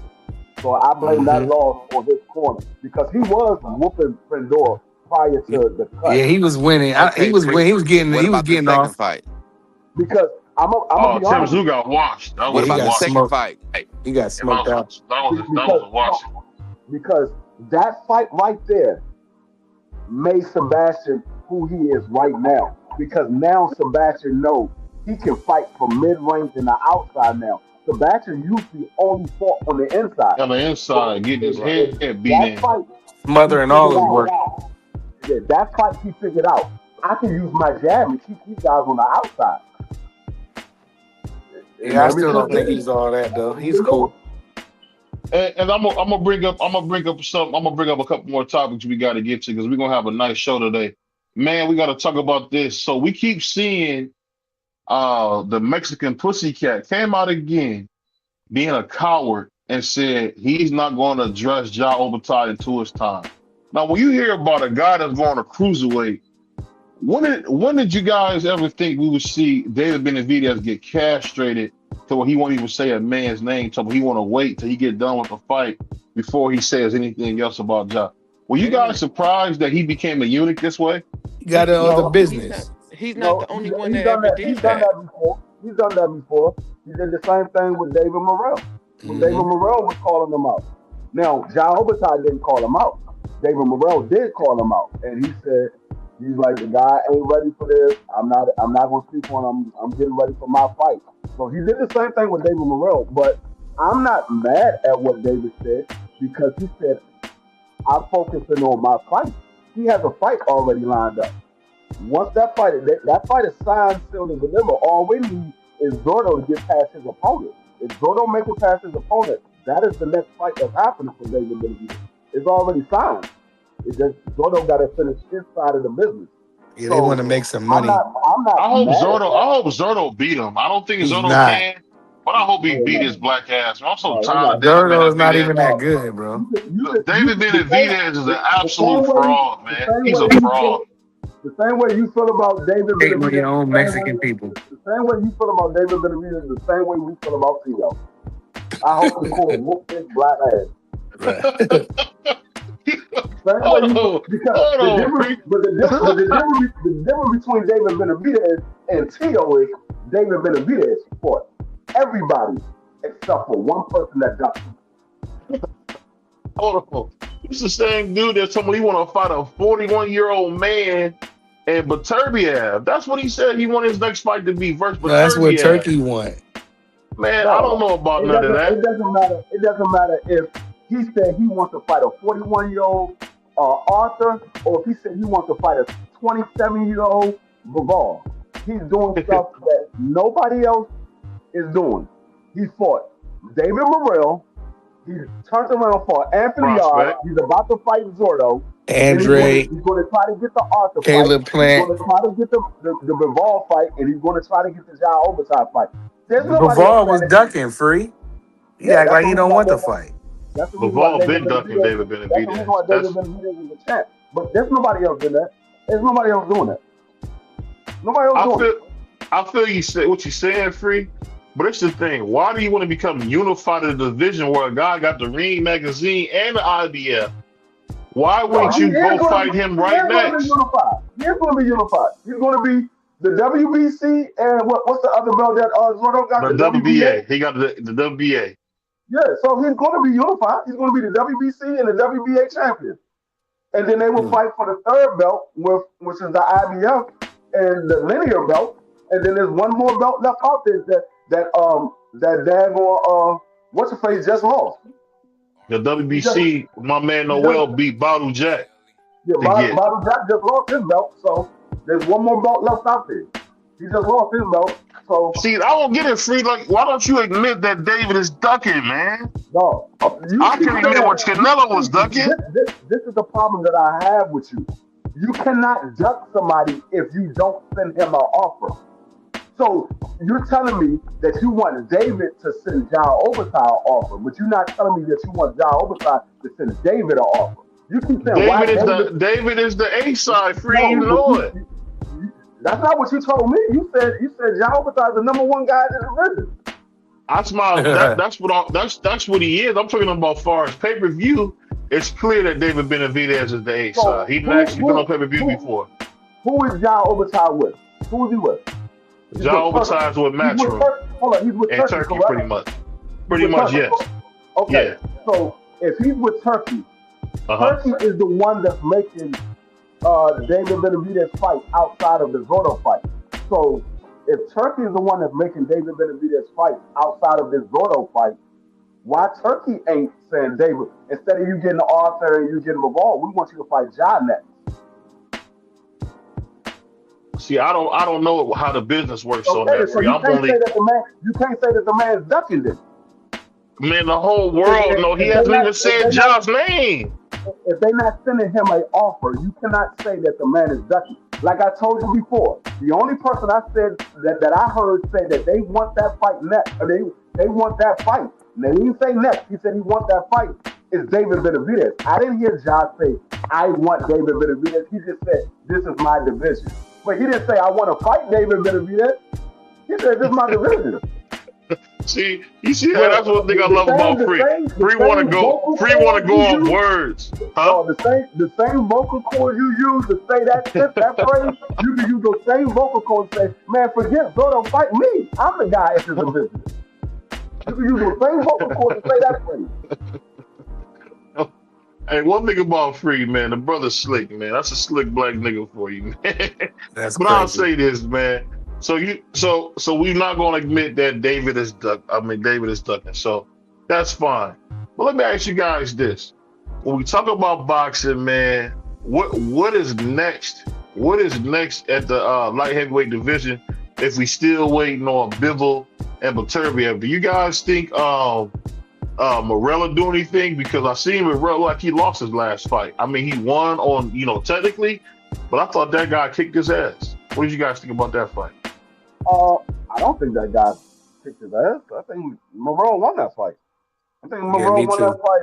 I think Morrell won that fight 8-4. I give the guy a couple He of went rounds. down. You looking at it because he went down. Yeah, I give the He guy, was on his pocket sleep. I'm about to go to sleep. Dog, What are y'all talking about? BBO. Once again, you judge the entire fight off of one round. There's 11 other rounds that happened in that fight, or 9 other rounds that happened in that fight. You can't Free. judge a fight off of one round. We thought the man was unalive, dog. That's how bad it was. This is why I tell you, it doesn't matter how bad it was. It was only one round. You're not going to get 17 points for one round. No, you're not. Okay, so this is why I tell y'all every time we watching these fights, I say score the fight yourself. Don't listen to what the judges are saying. Don't listen to what the commentators are saying. You watch the fight and you score it how you see it, and you tell me what was your score at the end of that fight. And then when you come up with your score, have it on paper. Don't just say, oh, I gave that round to him. I gave that round to him. No, have it on paper and add it up at the end of that fight. And you tell me who you had winning that fight. Then you could say, I got an argument because I had this guy winning these many rounds, and I believe he won by this amount. But I'm gonna do that. I'm gonna do that because I see. Well, he was on his pocket. So what? David Benavidez was on his pocket. He didn't lose a fight in his entire career. David stay on his pockets. They call him Pocket Man. Floyd went down. He didn't lose a fight in his entire Because career. he broke his hand. Free stop. It See how doesn't you do matter. stuff with no content. It does not matter. I'm telling you, there's other guys that been down and still didn't lose the fight. Because The a Ray guy went goes down. He down, got up. a guy that goes down does not mean he lose the fight because he went down. You got to judge the entire fight, not just one round. Man, you talking about a nigga who was shaking his hand and his hand was broken. But I like how Free No, do that, man. I just use it as an excuse of a guy going down. I just use it as an excuse of a guy going down. I'm not saying that Floyd lost, got beat up in that fight. I'm saying he went down. You saying, oh, David Morrell was down, but David Morrell was winning the fight when he went down. He was winning the fight. Like I said, I gave the guy like 4 rounds. I'll just say this, man. Maybe just me. That 5th and 6th round, I thought he was whooping David's black ass. I don't know what you was watching. That 5th and 6th round, he was putting hands on him. Okay, you heard what you said. You said the 5th and 6th round. So the 5th and 6th round, you only gave the guy 2 rounds. I said the guy won 4 rounds. So you had David Benavidez. I didn't have it written down. What I'm gonna do is I'm gonna have it written down because I'm not gonna let you slide. Because just because somebody is black or something, you're giving them wins. I'm gonna make sure I write it down going forward. I'm going by what the facts are. The facts are the guy won 4 rounds on my scorecard. The facts on your scorecards, from what you're telling me, the guy only won 2 rounds because that's the only 2 rounds you gave me. That's the only ones I can remember offhand, man. I like how you do that, Fred. That's the point that I'm making. I remember 4 rounds that I gave the guy. You only remember 2. I only remember 2 because I thought because I had never really seen Morrell getting beat up like that. He was getting beat up. But I'll say this. When it comes to boxing, I'm thinking like we spoke about this earlier, man. I need to get your opinion on it, Free, because you were just coming in. But what do you think about the paywall and making people pay for everything in boxing? Is that why boxing is dying, in your opinion? Making people pay for everything in boxing? As far as when it comes to the best fights being behind a paywall. No, I wouldn't say that's the reason why boxing is the way it is. I would say it's the fighters. The fighters are too greedy. Their eyes are bigger than what they're doing, or their want is bigger than what they're generating. Everybody wants to get $1 million fight. Everybody wants a multi-million-dollar fight, but they're not generating that money. They were like, oh, well, people come out to see me. Okay, but let's go to the books. Let's show you what your numbers are. This fight that you tell me what was your biggest fight. They tell me, oh, I did great numbers at such as I saw the stadium was packed. Well, this is what we generated for that fight. You telling me you worth how much? Yeah. This is the problem with a lot of these fighters, because they see the arena is packed. They don't know. They only charge us $65 for the tickets.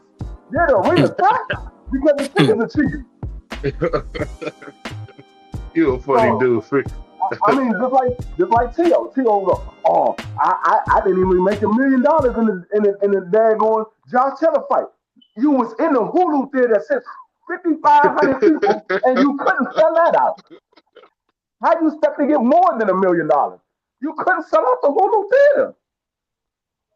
Yeah, that's a good point. I think a lot of these, and I ask you this, Fries. You watch Battle Rap a little more than I did for sure. Let me ask you this, man. When you look at like Battle Rap, do you think if they would have moved Mook better, it would have changed the way people perceive Battle Rap? And I think they didn't move Tank better, so now, or Canelo better. That's why we didn't get what we needed out of those stars. What would you say? I think they moved. I think Smack moved Mook good. Mook today is still one of the top battle rappers. Like when Sue Surf come home, he probably take a little, knock the rust off, and that's the next battle that they probably can actually generate some money off of. So I think they moved him. I think they moved him okay. It's like he been in, he been in tons of battles. He either won some, he didn't lost some. But I think they moved him fine. But Tank is another story. Yeah, but Mook is considered like one of the legends or pioneers of battle rap. He's not like these other guys. Like they got guys like Mook. What's the guy from New York, from Harlem? I like Charlie Clips. You talking about Hollow? No, not Hollow. Loaded Lux. Loaded Lux. Yeah. he's another legend in battle rap. There's a couple of guys they got out there that still Man, you do got battle rap. Rock still official. Yeah, it's a couple of guys that still do battle rap, but they're considered legends. So it's not the same as these younger guys. These younger guys are making a name for themselves. These guys started the battle rapping, or pretty much was at in the battle rapping in the very beginning stages of battle rapping when they When started it doing this turned stuff. over to like mainstream, Yeah, like when they started doing this stuff, these guys was the guys that was what these guys are now. That was them back then, and so they looked at as legends. It's like Terrence Crawford and Earl Spence. These young guys coming up, those guys are legends to them because these are the guys that was fighting years before they even got into pro boxing. So that's how it is with Murder Mook and Loaded Lux and all those guys. So I don't think that is they're moving different. I think battle rapping evolved. Guys got nicer. Guys did more studying it on their craft and got better at battle rapping. So they're like, hold on, these guys are better than these guys. Well, it always evolves. You're always going to think somebody better because of what they're doing now that they wasn't doing back then. So I don't think it's evolving. So let me ask you this, Free. Hold on, we got a little echo. Let me ask you this, Free. So we talk about boxing like we were talking about it. What do you think about the Tank Davis situation? We got him arrested. They got him. They got a warrant for his arrest in Miami Gardens. You know, most people know that's Carroll City. That's where Ricky Rose is from. My guy Gunplace from there. A lot of people are from Carroll City. That's across the bridge. What do you think about Tank Davis again being wanted for charges for abusing a woman? What would you say? No, it's the same case. It's the same case that the No, lady no, has. I'm talking about it's another. I'm just saying it's another warrant out for his arrest. I'm not talking about the case. I'm just saying this is the first time he's been arrested for this. What do you think I about this? mean, I thought about it the first time we heard about it back in October. I mean, he gotta make better judgment. I'm not going to convict the man until he have his day in court. Um, but I mean, he got to make better judgment. I mean, at this point, people talking about, oh, what's next for Tank Davis? Well, if they put out a arrest warrant, what's next for Tank Davis is he's about to serve out the rest of his probation in jail because he Yeah, is on probation. So that arrest warrant just violated his probation. So he's about to go away for a couple of years. yeah. And let me ask you this: because I'm being all and being sincere, because I know you know a lot about helping people. If you knew somebody who struggled with domestic violence and not being able to control their anger, what was something that you would say to help them, Free?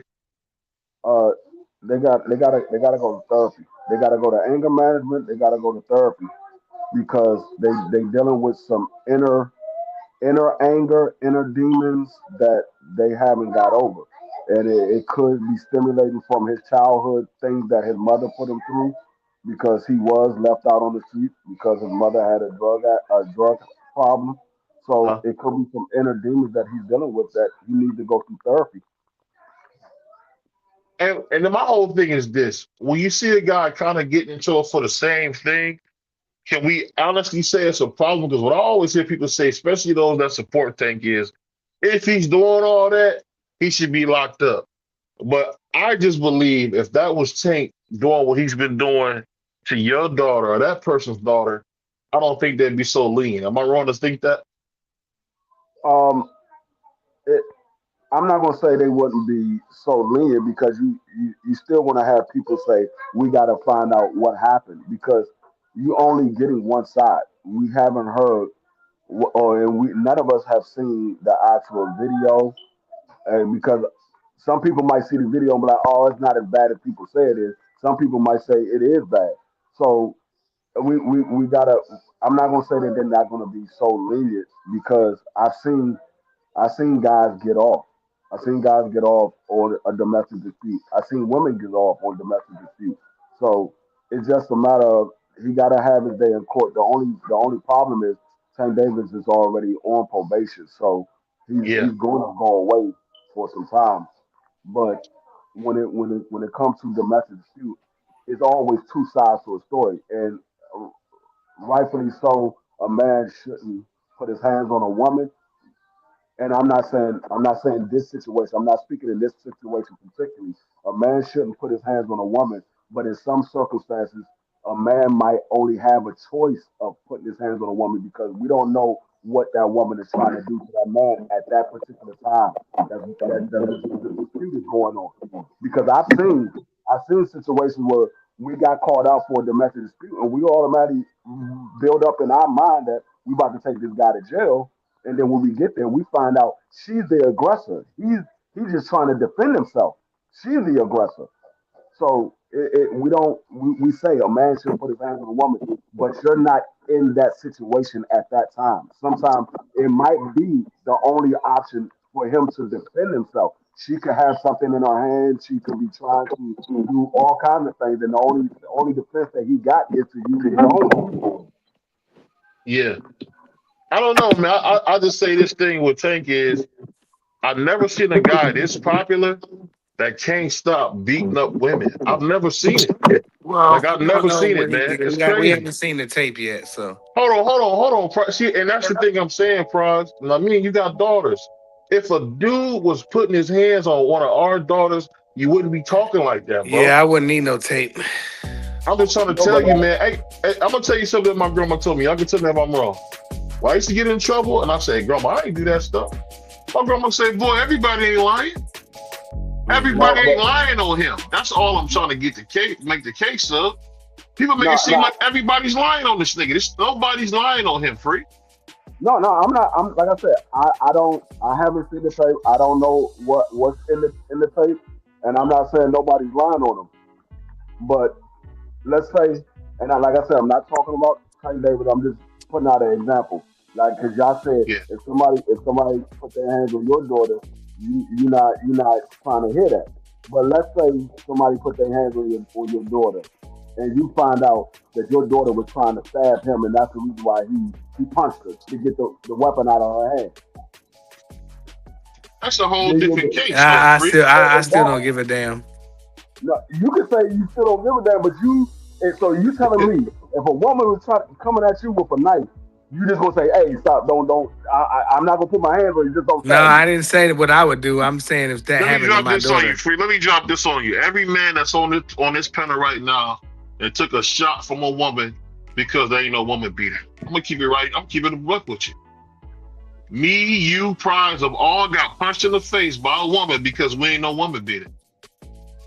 Yeah, I Yeah, definitely got hit. yeah. So what we I, talking about? I'm not. What we I'm not talking talking. about? Free? I'm talking No, about no. I'm not talking about on the arm. I'm talking about in the face, dog. no. Listen, like I said, I understand. I understand how I am. I can control myself, but that doesn't mean everybody can control themselves. Some people might say, "You put your hands on me, I'm putting my hands back on you." Everybody don't have that stuff controlled. So yeah, we might look at him as, "Hey, dog, you shouldn't have put your hands on a woman," but somebody need to say something to her because she put her hands on him, which made him put his hands on her. Yeah, we don't know, but see, the thing about Tank is the last video we seen, he was dragging her out of a club or a basketball game or something. That's the No, that's difference. So not. the chick I was mean, not armed. that was a whole different situation. That was a Yeah, I know. whole I'm just saying the last video we saw though. yeah. But I mean, nah, that's not the last video we saw. That was a video we saw. Yeah. I don't know. The All I last know video is See, I we I wasn't saw, seen a trying to do woman. that. I the was trying to last act like video I we didn't remember saw, that we other saw, video. But we saw he had spit all on his face, and he had boo boo on his toothbrush. And so, I mean, like I said, he just needs to make better judgment. But if if he's doing what he is being charged for, he he's going to get it when he goes to jail. He's going to get anger management. That's one of the things they're gonna probably say he has to go through anger management and therapy. Probably one of his things that he's got to go through. But if he doesn't get that, that's something that he needs to get. He needs to get anger management classes. He needs to go through therapy because he's dealing with some inner inner anger that probably stimulated from his childhood. Yeah, yeah, I get what you said, Free. Just still ain't no the old excuse. it's a sad situation all the way around the board. I just think that No, Trey, I'm not speaking about Tank Davis. I was just speaking in general. about taking on drugs. You don't hear about them drinking, huh? No, I was talking to somebody in the chat. I said I wasn't speaking on Tank Davis. I was just speaking in general because we said, oh, no man should put a hand on a woman, and I said certain circumstances might call for a man to put his hands on a woman. Every circumstance is not the same. Now, if you trying to defend yourself from like bodily harm, that's different. Yeah. That's a whole different In thing. other words, if you in a club and your girl get mad at you and throw a drink in your face in front of everybody, you don't whoop her and you don't beat her up. No. You don't beat her up in the club, and then when you get home, you still don't put your hands on her. That don't cause for. I mean, a drink. Now she coming at you with a knife or something. I mean, you might gotta. I mean, Hey that's man, different. you gotta take your boot off and go to I don't work. care if my daughter come at you with a knife and you beat her up. We still gonna fight. But I suggest you just let her stab you. Let her stab you. And she ain't stabbing me, dude. Cause you ain't gonna be dating my daughter. You gonna sit there and let your daughter stab my son and be like, hey dog, my son ain't put his hands on you, so we gotta do something about this. All right, I got you. I got all the doctor bills. Hey. And we're gonna give you and we're gonna apologize and we'll pay you off and we'll make it so you don't press charges. We about to get paid. Okay, we about to get paid. We your entire family. I know that's right. Y'all was the reason why she act like this. And that's why it's very important to protect your daughters. You know, like when BBO say, what's the, your last words, I always say protect your kids or whatever. Not just your daughters, but your kids. But I'm just talking about daughters right now, and that's why I got my daughter in jiu-jitsu, because if a man try to grab her like Tank did and pull her out somewhere, she knows how to defend herself. I ain't saying she gonna be able to beat him, but you're not gonna just whoop my daughter like that because she's good at jiu-jitsu and she's only 12 and she's the size of a grown-up already. At the same token, we said Tank got to make better decisions. Yeah. But these women got to make better decisions too. It's not like Tank is just a regular dude around the neighborhood and a girl got with him. This is a celebrity. He's been on the news. He has a history of doing this. They got the U.S. Marshals after him, free. He's on the run right now. I ain't gonna say all that. No, that's what the article is. He has the U.S. Marshals looking for him. That ain't what you gonna. That's real. That's real. U.S. Marshals. We're gonna report the story. We're gonna report the story right here on BVO. Wow, the U.S. Marshals. That's serious. They brought the U.S. Marshals in because there's a possibility of him being a flight risk. And the bad part about it, when I dug into that article, it was saying that the chick was like, I don't want to say the chick. I take that back. The young lady that's in the victim, the alleged victim, basically was saying they was falling back, waiting to see, chill. We gonna do this outside of court, And then Tank was the one prolonging. So they went forward with their paperwork, And he could have been settled that. Like I would have just I would have just tried to fix it, before it gets to this late. But then like D Free just said, man, you gotta watch who you chilling with. Y'all young brothers, man, they got that bag, man. Y'all chill regular, bro. I'm telling you. Don't even come out the crib unless you really truly got somewhere to go. Don't just make up something to do. Let me play a video in Tank's words of how he does his abuse. 1 second. And once I seen her, it's not I grabbed her by her neck. I just I grabbed her like I should. Hey Tank, man, you sick, man. What a match! Shout out to BBO Sports TV. That's all I can check. The man is trying to justify grabbing a woman's throat, man. That's what the man said. Did you see that, Free? And once I seen her, it's not I grabbed her by her neck. I just I grabbed her like I should. Hey Tank, man, you sick, man. What? He grabbed her by her shirt. He said I grabbed her by her shirt. I didn't grab her by her throat. What's the difference? I think that was an old video. I think that was about the basketball situation. No, that was. But I'm just saying, what's the difference, Free? I'll put it like this: as nice as Free can be, I would be scared to be the dude that dragged Free's daughter out the doggone basketball game by her shirt. No, I'm gonna put it like this: there's a major difference Yes, I'm gonna be mad about both, but there's a major difference. If a dude grab my daughter by her shirt and a dude grab my daughter by her throat, there's a major difference. No, it ain't. There's a If a major dude difference. grab my daughter by the throat or the shirt and drag her out of anywhere, Hold on, any pause, event, we have a pause. major Did you not problem. pause? Did you not hear what I just said? I said I'm gonna be mad about both. Yeah, But you did there's say a that. major difference than grabbing by her throat and grabbing by her shirt. Because you grab her I by the don't see throat, no. okay, I you were see. trying I to see grab both her. as. You were trying to grab her, but you still don't put your hands up. But you grab her by her throat. Oh no, hell no, hell no. He That's grabbed my daughter. all. He grabbed my daughter. My daughter gonna try to wrestle him down. Matter of fact, my daughter is his height already. Ain't he like 5'5"? My 12-year-old 5'5", No, but and what I'm she's saying is, tough. grabbing by the shirt. You grab somebody by the shirt. And drag a girl out of the basketball game. No, listen, y'all, Let me you're not finish, listening to what I'm saying. man. You're not listening to what I'm saying. I'm trolling. I'm not talking about that situation. Y'all stuck on one thing. I said grabbing by the shirt is different than grabbing by the throat. And what I'm saying is, if you grab me by my shirt, you grab me by my shirt, or I grab my wife by the shirt, they're gonna be like, no, you ain't got me grabbing her up like that, dog. That's your wife. You ain't got to grab her up like that. But if I grab my wife by my throat, somebody call the police for me. They calling the police. They calling the police. That's an automatic phone call to the police. No, this man about to whoop this girl ass. He grabbed her by the throat and everything. But if I grab her by her shirt, they're like, "Oh, come on, man, you ain't gotta do that, though. That's why you doing that?" Yeah, that dude, Still man. domestic violence both ways.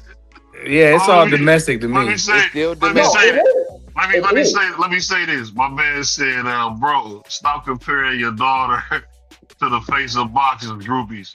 I'm gonna tell you something real that niggas don't tell you. She might, whoever that is a groupie, but that's somebody's daughter, bro. Yeah, I feel you. He So right I'll though. just say, and this is what I tell you young niggas who say crazy stuff like that. Nigga, keep God in your life. Fuck, nigga, keep God in your life. Nah. He right though. Like, yeah, he right. I shouldn't. You're right about that. I'm not gonna compare my I daughter get to what his you're groupie. saying, You're but come on, absolutely bro. right. You gotta protect the groupies too, man. I'm gonna tell you something real.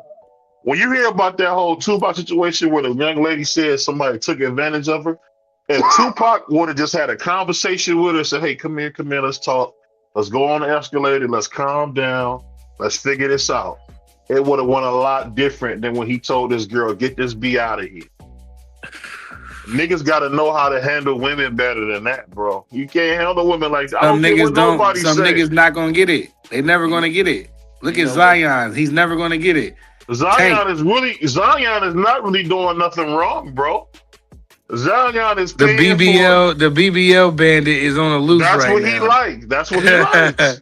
You got to remember, he like buying tail. You got to be honest. If you grew up in the neighborhood, people like to buy tail. Yeah. Free is from DC, man. That's the home of the pimps and players, man. I don't know about that. I agree with what BBO said about the Tupac situation, but then you got to put yourself in Tupac's situation. A girl will just accuse you of rape or grape. Yeah. They just accuse you of grape. You're like, man, get this ball out of here, man. I ain't do no crazy stuff like that. But he's not thinking that she's going to push forward with it. He's like, man, I didn't do that, so I don't even know what she's talking about. She was trying to get some money out of me. But she put that forward girl with it. said the girl Zion, that the did BBL it. bandit. Her name is Ariana something. Who? This look the girl that said Tupac raped her. She Man, never said. why are we talking about that? listen, because this is what young men gotta understand. She never said Tupac raped her. She said his homeboys did. I'm saying if Tupac would have grabbed her up and said, "Hey, you know what, honey, come here, let me talk to you. Let's go downstairs real quick and talk." And they would have figured it out, maybe one on another day, have fun, blah, blah, blah. Whatever the case may have been, it would have never happened that way. Dudes have lost the art of speaking to women and understanding what's going on because women are emotional. I mean, that's just what it. And if I'm having a party, ruling. BBO, and somebody and there's a crying girl at my party, I'm definitely going to comfort We're her. And answer, stopping What's the matter? everything. We're What's the stopping matter? everything. Who bro. did We it? not Till about you to- show we not me going who to did jail. it. We Hell not no, going to jail. We bro. stop- I've been in a situation to where it was something like that. You know what I mean? I was having a party. I think it was my 16th birthday party. I was at the Hilton. I got a room at the Hilton. We was on a rooftop. They had just built it, and we was up there partying. There was a girl up there, and one of the homies, I don't know what happened, but all I know is I cleaned shop after that. I was like, who, what, when, and they got to go. And then I told her, you want to drink? You stay with me. You know what I'm saying? Because I'm like, hold on, Hey, this room. Tavon Burns, this is what I'm gonna say to you, man. It ain't registered. He said, nigga, he still ain't registered. He It talking ain't like registering, man. It ain't you registering. sound like one of them dudes that be having a hard way to go. Go ahead, Insane. Let me ask y'all. And my bad about that earlier. I had to take an important call. Nah, go ahead. I asked this question earlier, and since somebody says Zion, I just want to ask just one question.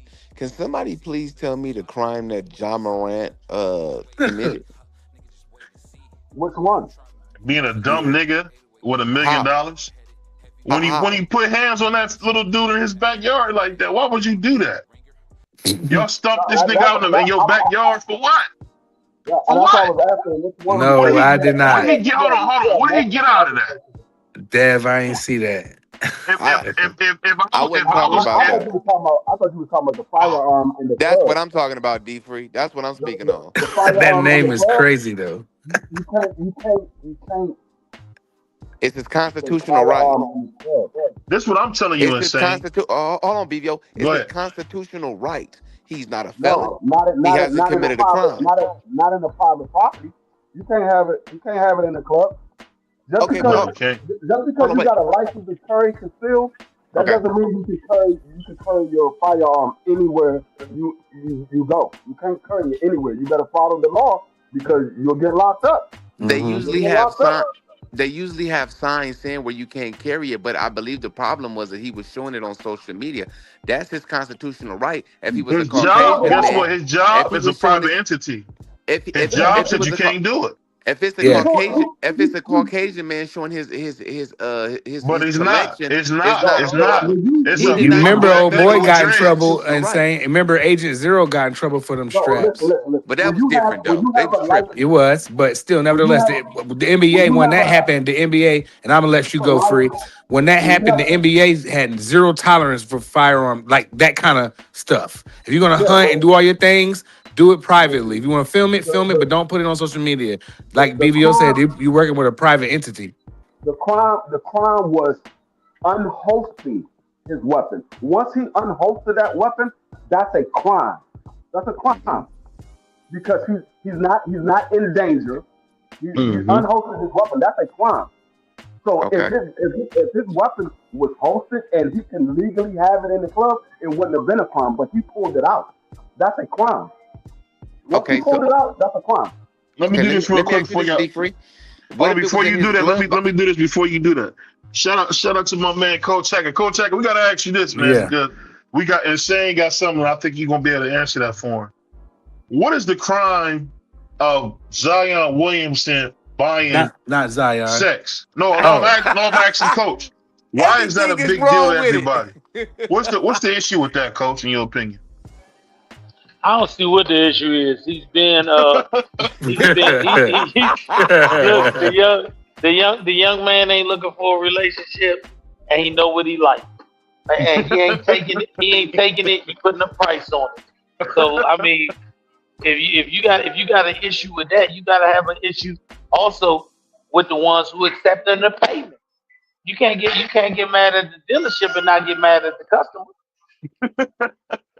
That's what I'm thinking. This is the thing I'm saying, Coach. They want to vilify Zion. He's doing the right thing. He going to this bill for what you need, pulling the money out, and then they want to call him everything but a child of God. I wanted him to do that than take it, right? I think he been rather responsible though. Yeah, I mean, if you think about it, I've only seen the girls who post that he was trying to buy it from him. Them the only ones I see. He ain't posted it. He ain't put it in the chat. He put it in private message. You know, that's what was ruining stuff. Everybody want clout, and if you got clout, but the man didn't pay you because he asked you, then what did you get? Do you understand? Likes, shares, and comments is more valuable than money now. Back when I was young, and I'm being keeping a baby, I came up in the era with gold diggers. Gold diggers did not profess that they were digging, but you knew they had a shovel. But they kept that thing quiet. Nice and quiet, coach. Real nice and quiet. Who was that Eagles player, Prize, that when the young lady was looking for a payment and he grabbed the money off the dresser and ran full sprint? Yeah. Damn, I know exactly what you're talking about. They chased him down the hallway. She chased him down the hallway. What's his name, Insane? Go You ahead. talking about Joe Blow, the lover man? That's who you talking about? No, not the preacher man, the football player. Not the lover man, not the What preacher are you man. talking about? What The he say? lover man. I'm Joe Blow, bitch. You should be happy I paid for this. Yeah, he My brother ran off said, the. You go $20, go get some dish and pound and keep it ready for me. Yeah, that was a Now thing. talking You know, that about was real like- popular when I first moved to Philly. Taking the money and running? Man, dudes was running off with the yams, bro. It was crazy. Bro, that's insanity. I was That's scared so because I was dangerous like, because right. what if That's the- what I what if said. the- I ain't what if never. What if the pimp catch you with a baseball It bat? ain't no pimp, boy. These girls was on daggone back page. Man, renegades then. Niggas Yeah, they was was running off with, renegades. and niggas was running off. But it's crazy because I know people that ran off more than once. I'm like, how did you? Because they don't know. And you know what I'm saying? I've heard the old school dudes doing this. They would buy an adjoining room, right? So I'm it would scared they'd to be be in a run off. hotel, and they're having an adjoining room. And if anything get fixed, they come into that other room with a yeah. Louisville Slugger. Oh yeah, But no doubt. But if you quit, you know what I'm saying? You can be You up can't out take of off there. in a full. Let me ask Yes, you you this, can. Coach Bernard. What do you think about cats taking off in a full speed sprint with the young lady's money? Ain't that crazy to you? Or That's not? crazy work. Man, they should have a wanted poster. They should be making a task force that go and arrest them immediately because they are stealing working goods. Yeah. Once you make an agreement for a purchase, you should be obligated to pay for it, especially if you go in the store and you open a Snicker bar and bite it. They call the police and get you for theft. Because once you open it bitter, you're responsible for paying. And they be messing up the game by running off too, man. Wait, Coach, can I? My Coach, grandma this would is the drink question that you need to my ask, grandma would Coach. drink a whole orange juice, eat about half a bag of grapes, and she bring that stuff back empty to the doggone store. Wait. Let me ask Coach this question, Coach. The question you need to answer is, where did that even come from? Where did this conversation come from? I swear we wasn't. You Just know we talking be about going this. left. BVO, when you out here with BVO, the conversation is ADHD. It's all over the place, bro. You got just No, bouncing you all talking over the about y'all. The reason it went this way is because we're talking about Zion buying goods like he on Amazon. When you buy your stuff, like I bought me a couple polo quarter zips. I went and opened them and I paid for them. That's what Zion's doing. He getting on whatever he getting on, and he paying the price. But Zion sloppy with it though, bro. So what? He paid. You had some raggedy. But when young- did paying become cool though? That's Nah, always it ain't- looked down It ain't upon. about it Yeah, being well- good. Paying It's about old man, being cut it out. Yeah, Y'all need to paying is stop. old school, Y'all bro. need to stop. That's from the beginning of time. Look, paying always been cool. Yeah, Paying Yep. been cool since Adam and Eve bit that apple. yeah. Since Adam and Eve bit that apple. Yes, Paying been cool since yes, then. indeed. You almost required to pay. You almost required to pay. It's better You off got- paying, so real. you don't be getting in no allegations and getting no trouble. Just give her the cash. Are You know what I'm paying saying? her So to leave? I'm not knocking what Zion's doing, but Zion extra, like he got like Celine Powell and stuff, like known girls that's gonna post you, that's gonna expose you, that's gonna Bruh. Oh, that's drop not receipts him. and all That's this. Offset. That's Offset. Hey, No, that's hey, Zion. when The did- BBL No. bandit When did- is in full effect right now, and he is out of When control. did it come? Hey, let me ask this question. When did the bigger question is, when did niggas start caring that another nigga paying for us? I don't care that he paying. I just hate that he keep That's getting the exposed great more so. question. I don't care if he pays. Listen, Every- whether he get everybody on this panel exposed or paid. not. Listen, Everybody. whether he get exposed or not. My question is, when did niggas start caring? Do you know back in the day, some of the best legs you got was when a dude told you she only charged $300. She don't charge $300. He gave her. Yeah. He gave her. Where the He gave her a $100 at? rounding. He gave her a rounding comment of approval. That's the way Right. it's called. They said that lady is USDA approved. Yo, That they means was it's always all right to purchase. referrals. Yeah, yeah.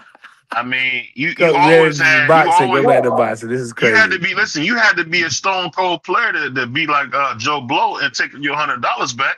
But most dudes didn't do that. They would just Man, take the $100 The loss love and of go man. on. man, when I first moved up Like you here, all the man, they was time. running off with the plug like Insane said. Well, they was running off. I was like, man, I ain't doing it. I was Coach like, B, coach, I done I seen was the video. scared. This nigga went in a full sprint. He played for the Eagles. Went into a full sprint down the hall of the Hilton, man. And the girl Yeah. was athletic. She ran after him. She shouldn't have to do that. She should be in the shower with her Summer's Eve getting ready for the next guy. But you want to be a clown and take the money. That's the part Yeah, that's he stupid messing to up me. the game, man. What is going on here in this conversation? All right, we Coach, about can to I ask switch you a it. We question? switching. Go Coach, can I ahead. ask you a question, Yeah, Coach? go ahead. What Boxing. do, what do you believe? Do you believe that one of these promoters can get with a TNT or a TBS and No, we not. We actually? gotta finish off this conversation before you go Not the there. nasty I conversation, cannot That's do what we man. gotta this, bro. do. I'm sorry, Because I can't. I'm gonna just This say is crazy. this. I'm gonna mute It myself. might be the right pair of shoes, the wrong size. That's the one thing I heard. I heard from a Stone Cold Mac. It might be the right shoes, but the wrong size. And I think too many times when you got dudes judging other dudes about stuff that makes no sense. Zion then lost 40, 50 pounds. Ain't nobody talking about that. Zion then played most of the games. Y'all want to talk about the man buying tail. I don't get it. I don't get it. What more can you ask for? He done lost the weight. He's playing. He's probably gonna definitely be an all-star. What are we talking about? What are we talking about? I don't really care, but I'm just saying. I just hate the fact the way that he keep getting exposed about it. Like So what? they keep exposing my brother, and I just be like, damn, BBL Bandit, just slow it down. Like the boys say in the chat, slow it down. He's not getting exposed. He's not getting exposed. You only getting exposed if you're trying to hide something. He ain't trying to hide it because he's doing it with different people. This nigga Free is diabolical. Yo, Free crazy as hell, bro. I'm being honest. It's only being exposed if you're trying to hide it. If you're not trying to hide it, you're not being exposed. I mean, I'd rather him pay for it than him to have allegations that he raped somebody. Yeah, that's true. I can agree with that, but I'm gonna read you this right quick. Let me read you this real quick. So Zion Williamson this year is averaging 22 points. He's shooting 57% from the field. He hasn't shot a 3 this year. 71% from free throw, 6 rebounds. You got to work on that. 1 steal, half a block. I mean, this brother is balling. I don't know why he's not rebounding better than that. That ain't no. That's cool, but the way he is, he should be dominating. We thought he was gonna be like LeBron, bro. The man is didn't nobody. He's only 6'6". He only 25. Yeah, he's only 6'6". It's not like he's 6'9", 6'10", and no doubt. I mean, he's playing in the league where there's a lot of tall guys now, so he's not considered a tall guy in basketball anymore. Point guards are on their. Them small point guards are on their way out, bro. Yeah, they're on their way out. The average point guard is like 6'4", 6'5". So yeah, they're actually 6'6". I'm about to say they like 6'6". Yeah, they way now, bigger. bro. Yeah, so like Shea like Jordan size. Wait, no, that's only a couple of handful of guards. The Caleb is about that big. I'm talking the top guards. Then Insane. What's the dude that play for Detroit? Guards, because John Moran is 6'3". What's his name? K Cunningham. Okay, Cade Cunningham about 6'4". No, hell no. He bigger than that. He like 6'6", bro. So then you got LaMelo Ball, ton of machine. He about 6'7". You got that dude that's playing in Atlanta. Yeah, Jamal Murray. He ain't a small point guard. Murray, he's only 6'4". Yeah, but I'm saying though, that's a big point guard, bro. Well, that's what I'm saying. The average point guard is like 6'4", 6'5". The average point guard now is like 6'4", 6'5". He's not considered a tall dude anymore. But I'm saying with his frame and stuff and the way he plays a big point guard. Coach, let me ask you this. So let me ask you this, Coach. The man's played more games than he's played since 2019, right? And why do people go out of their way to talk about what he's not doing? What do you think that comes from? Go ahead. Because we live in the most metrosexual point in time in man history. In the history of human man, we living in the softest era of men in history. Do you understand that we not talking about Anthony Edwards disowning a child because he don't like the woman he had it with, but we talking about a man buying some lead. We not talking about maybe because Anthony Edwards is a little more popular. Maybe he's a little more popular. But I would never support anything that Anthony Edwards does. He's a great player, but at the end of the day, the man is teaching the very thing that we wouldn't want our daughter to be in. I'm not saying the girl was right for what she did to Shorty or whatever they was going through, but at the end of the day, you gave up the right to say if you wanted kids the minute you stuck a raw pickle in it. You know, so if we still supporting him and we not talking about what's going on with that, and it's supposedly another woman that he going through the same thing with, then why is we tripping off? Why is we tripping off this boy sending DM messages to bros about I want to get with you? He been more respectable than Anthony Edwards, but we out here talking about how great Ant-Man is. Cut it out. You know, it's so fun. It's funny you say that, Coach. So I wanted to do like a photo shoot for Christmas time with me, my daughters, and my wife in Ant-Man's jersey. And when Miss BBO heard that story, she X'd that out. But the fact you was comfortable doing it. I didn't know. No. Now you know everything else. You know everything else. You know everything else. You choose not to know that. The fact that was cool to you tells me you know everything else. Cool. Look at all come out and say it was cool. Why? You told the panel a week ago. Y'all don't really know boxing. Y'all don't watch nobody in Kazakhstan. So you know what's going on in Kazakhstan, but you don't know what's going on in Minnesota. That don't even make sense. That's crazy. You cold buddy, Coach. You just told the panel a week ago. A week or two ago, you told them they not really boxing people because they only hear about guys when they get popular. Man, you ain't know about Kaba Hill, ain't know about this dude from Kazakhstan. You ain't know about the dude that fought polio and won. But you know about Ant-Man. Come on, man. Gassiev. We talking about Gassiev. Who that Gassiev? That's that metrosexual time of what up, B triple? Yeah, that's all that is. Hold on. So you said I was on metrosexual time? That's not what he said. That's not what I said. See, that's not even close to what he said. No, what I'm saying I'm glad y'all listening. I'm glad y'all. This is what I'm saying, Coach. I get what Ant-Man did was wrong, but I mean, the nigga played like Jordan. That's why I was cool. I'm like, a nigga like Baby Jordan. Yeah, I like Ant-Man balling, but what he did with his kids is a sucker move, because if I had all that money that Ant-Man did and I had them for whatever how many kids, baby high and dry. He was gonna give the money up front. I'm not gonna give no money nowhere. I'm gonna give.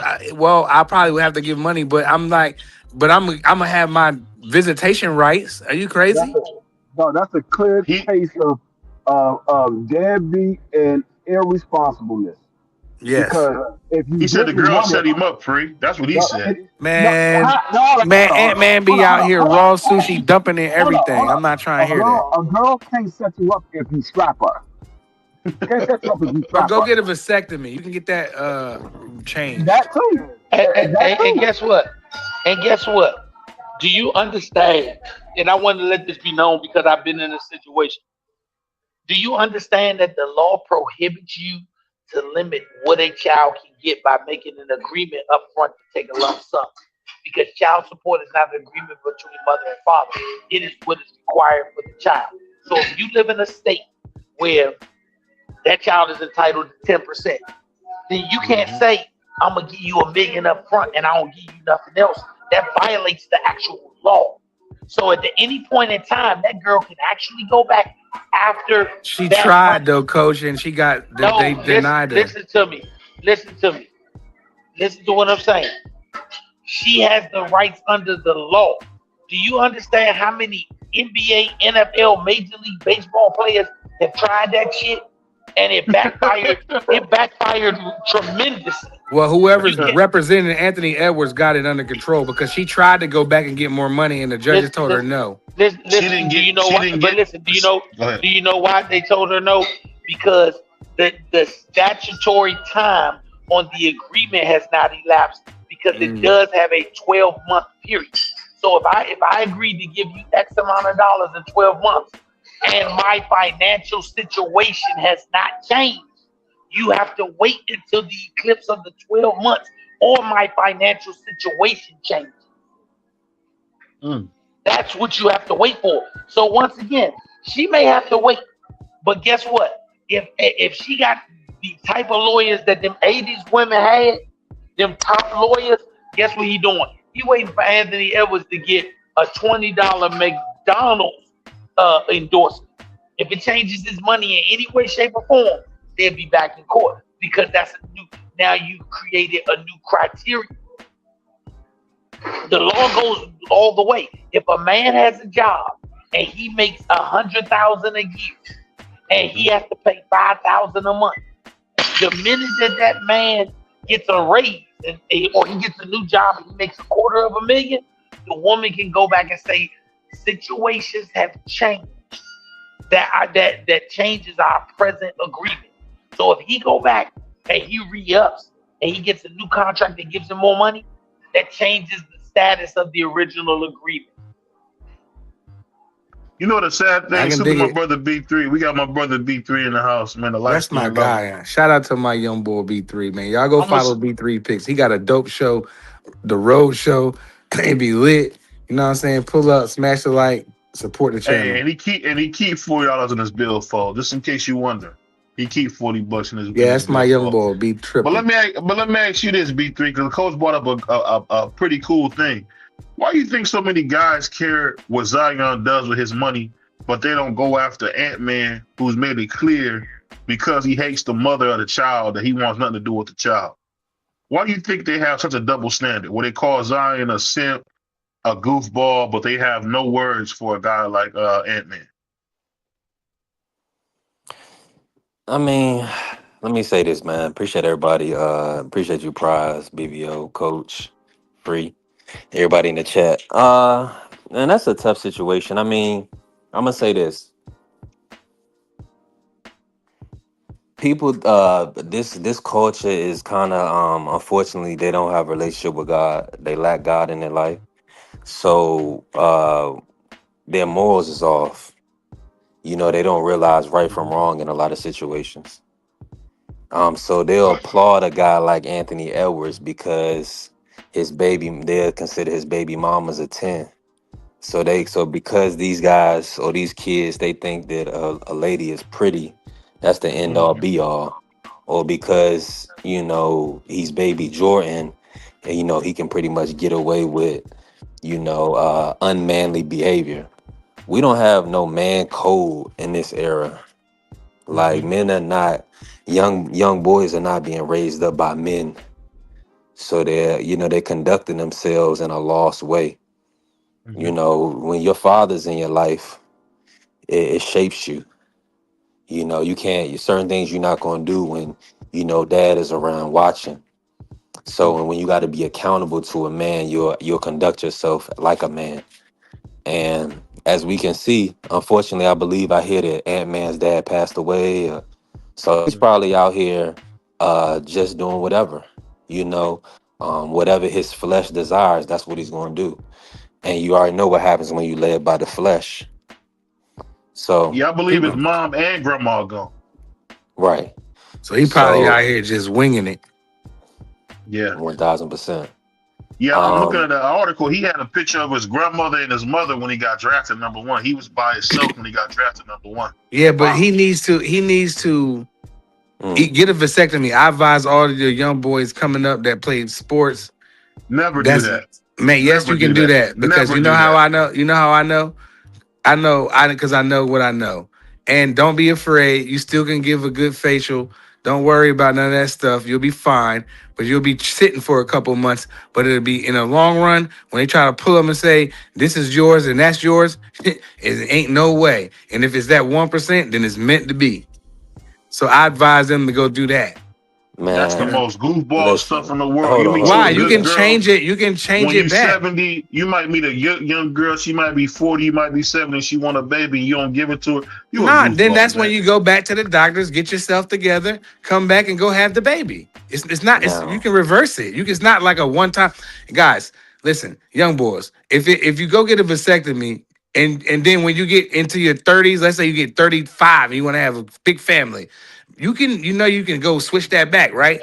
But for your whole time, the whole time being, you won't,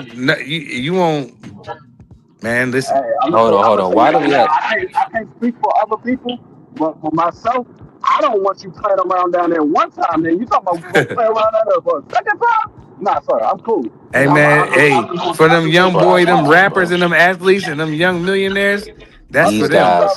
We have to pre self control. We I, don't. We yeah, shouldn't have to I don't neuter. preach that. Yeah, we wouldn't. Yeah, We shouldn't have right. to neuter men. They should be. We should teach Yeah, them we should abstinence. We have should. Well, We should teach Ant them abstinence, Man, man. Ant Man could have discipline in been one of the life. ones that needed to have a vasectomy, and then once he's done his NBA career, once he wants to have kids and a family, you still go back to the doctors. You're rich. Everything's gonna be. It's not what y'all think, and you go and then you go and deal with it, Men, and then you come back, and then you have your family. As wack as this men, may men sound, don't. I think abstinence should be the case.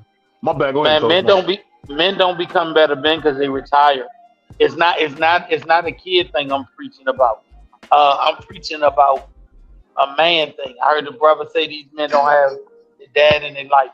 But the sad part is a lot of them do have dads in their life, but their dad a fucking cornball. And so he teaches the cornball last ways. I've said it Right. on this show before. Yeah. Any of my sons, I've never bought them a condom because I teach abstinence. If they follow it, good. If they don't follow it, but I know what I teach. It's not cool when you got young men like NBA YoungBoy. He out here giving out motherfucking STD. I don't care if it's not cool if you got a vasectomy but you got AIDS. And Ant-Man with his mindset, I've seen his type before. He would knowingly have AIDS and continue having unprotected sex with women because he knows that I can produce kids I don't want, and he continues to do it. So what tells you that he would not give out motherfucking HIV if he had it? Because he has a selfish mentality. Yeah. He has a selfish mentality. So, all these options to give him other than being a man and having some self-control. Don't be with these women. And I'm gonna tell you something. These women ain't seeking these niggas out. These niggas seeking these women out. Do you know these? Let me tell you something. These niggas with this money that's doing what they doing, they are predators. And let me explain why. Mm. If you notice, they're getting the same type of women pregnant over and over. The women who only have beauty but do not have intellect, or they do not have financial prosperity. Do you think that any of these dudes can walk up to Beyonce and say, "Hey, I want to have sex with you"?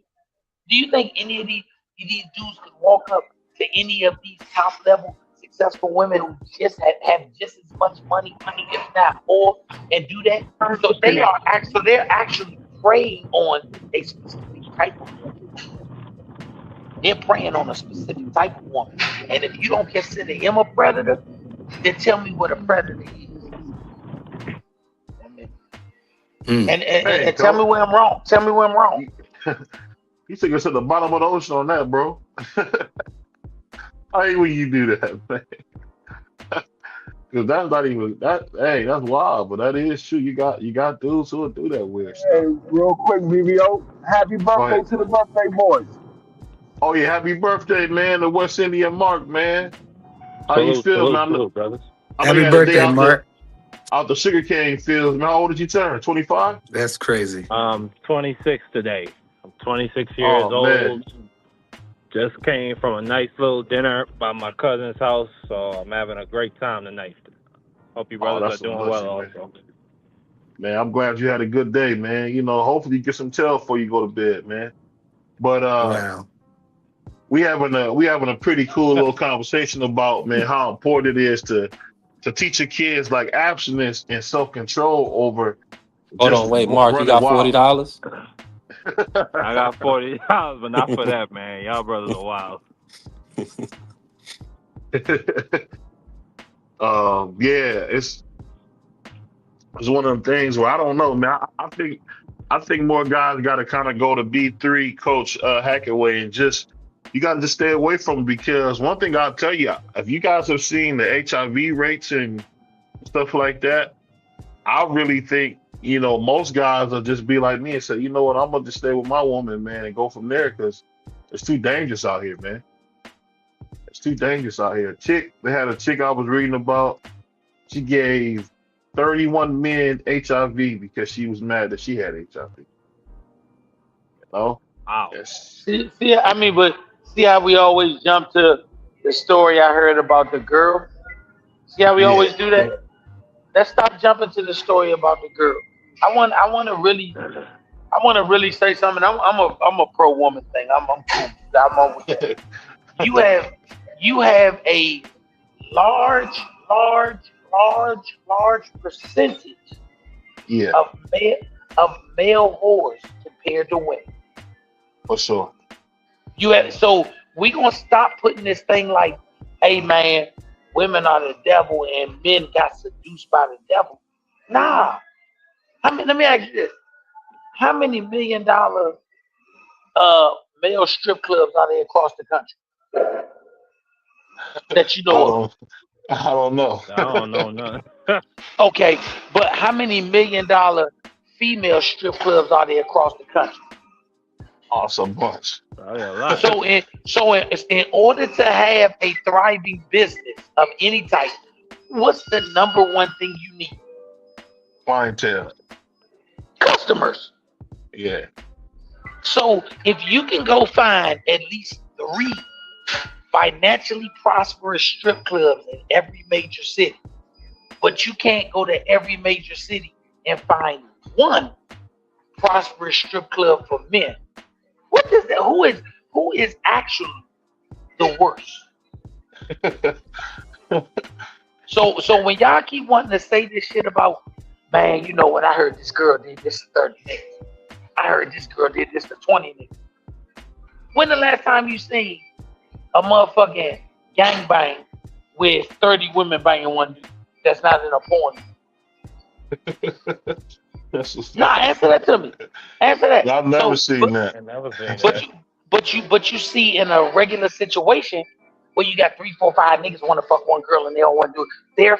Their fantasy is to have sex with their buddies with one girl. Whoa.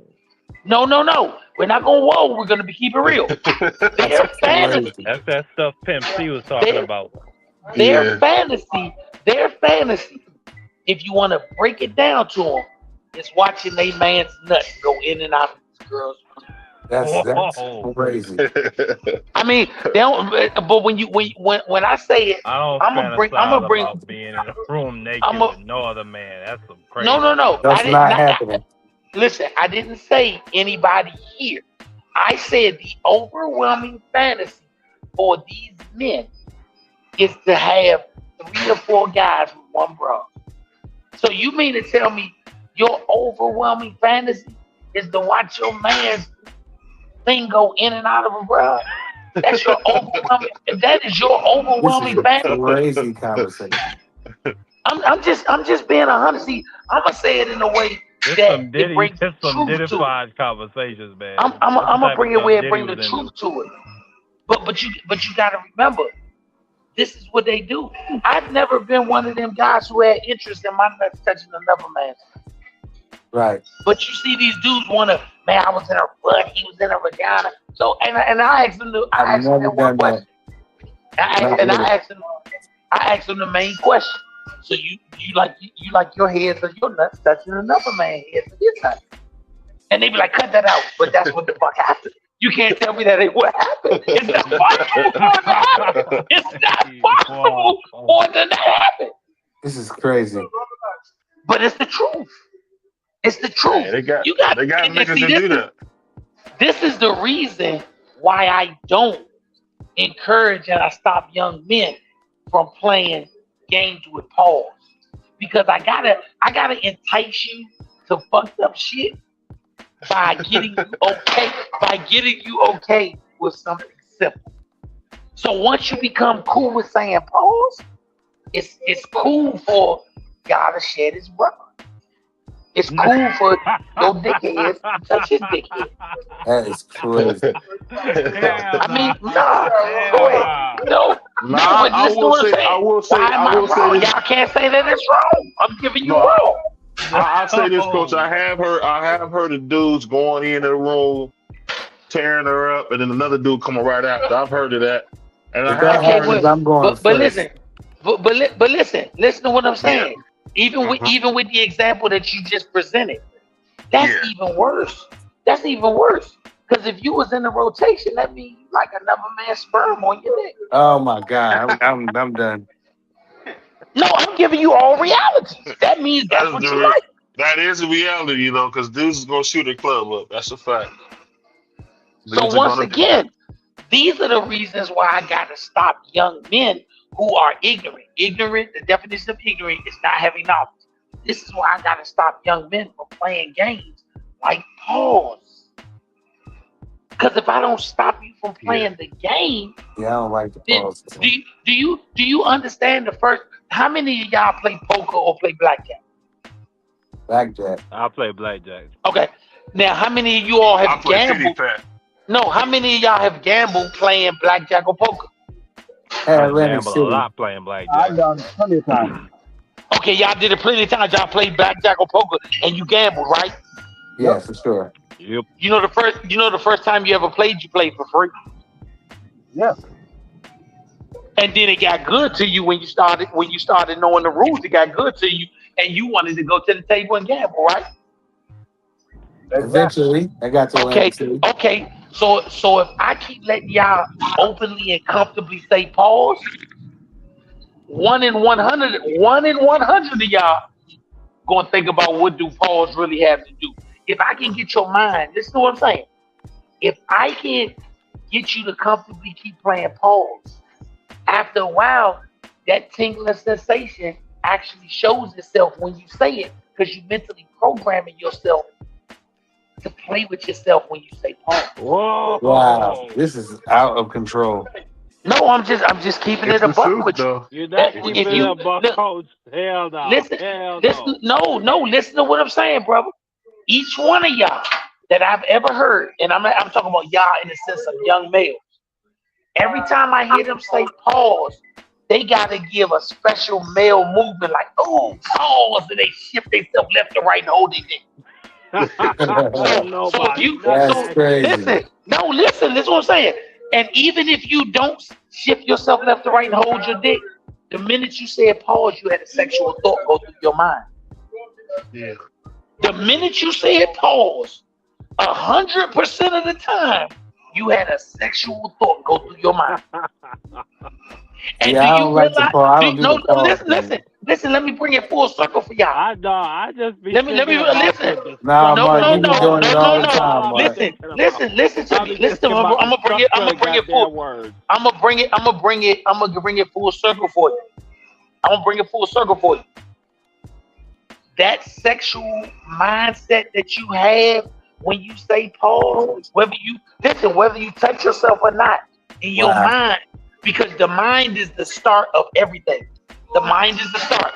When you mentally say pause, wasn't it because the nigga said something related to a sexual something? Yeah. Ain't that why y'all say pause? So if you say pause, no. Stop, bro. We're not gonna do that. Whenever you say pause, it's because somebody said something that related to a sexual connotation. This is conversation going left. Listen. So if you say pause when a man says something related to sexual connotation, you are having a mental thought of a homosexual nature. Because you ain't thinking about a woman, because a man said it. Every time a man say something, man, I was gonna ride on the back of my man motorcycle. Y'all niggas say pause. What was you thinking about? A sexual act between two men. Yeah. So a homosexual thought ran through your mind every time y'all say that, and that's why I'm trying to get y'all to stop. Now that part I agree with, because I'm like, what makes you think if I say something like what you just said, and then somebody tell me pause, I'm like, damn, I wasn't even thinking like that, but you are. So I get that part.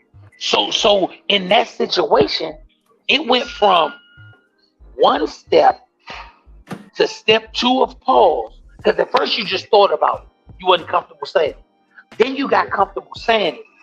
Then you got comfortable giving gyration to it because you're grabbing yourself to the point where the only thing left that you have to do is start looking at men with a longing eye. Because you put it in your heart.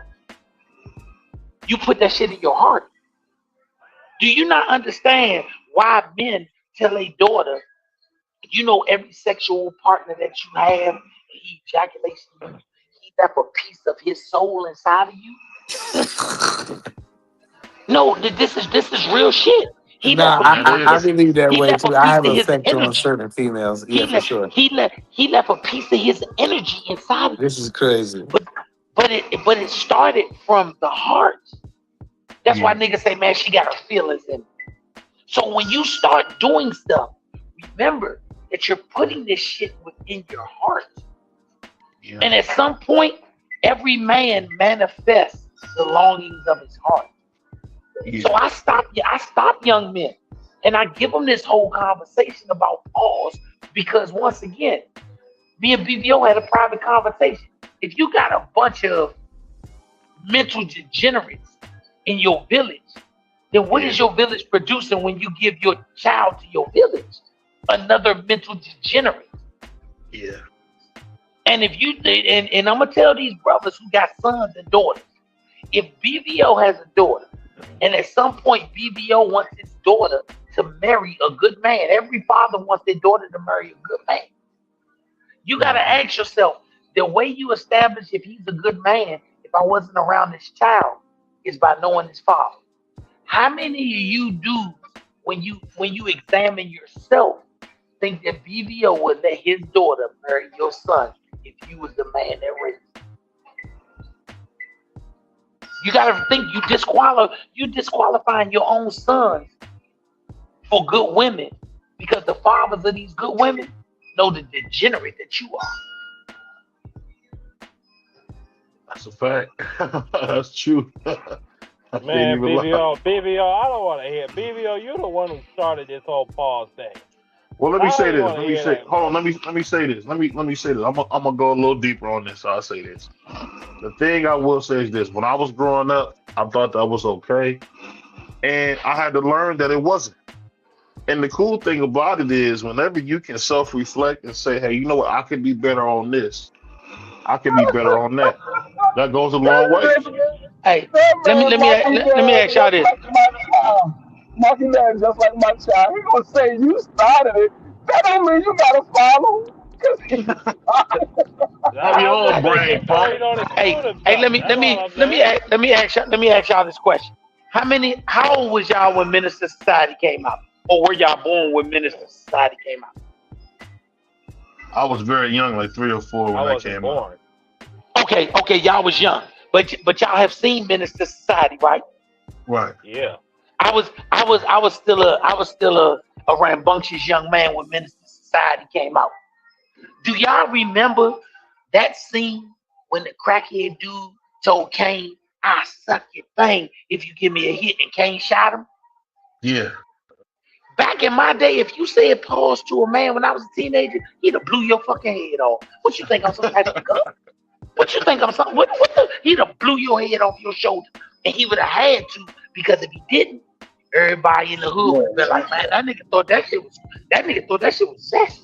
Yeah, it wasn't going down. It wasn't going Blew down. your Like, head off your shoulder. it wasn't going down. Like we didn't when we found out that people was like that. They was kind of like cast out of the area. We like, hold up, nah, you can't. Down. Nah, it wouldn't have went down. You say pause to somebody back there, you probably get jumped.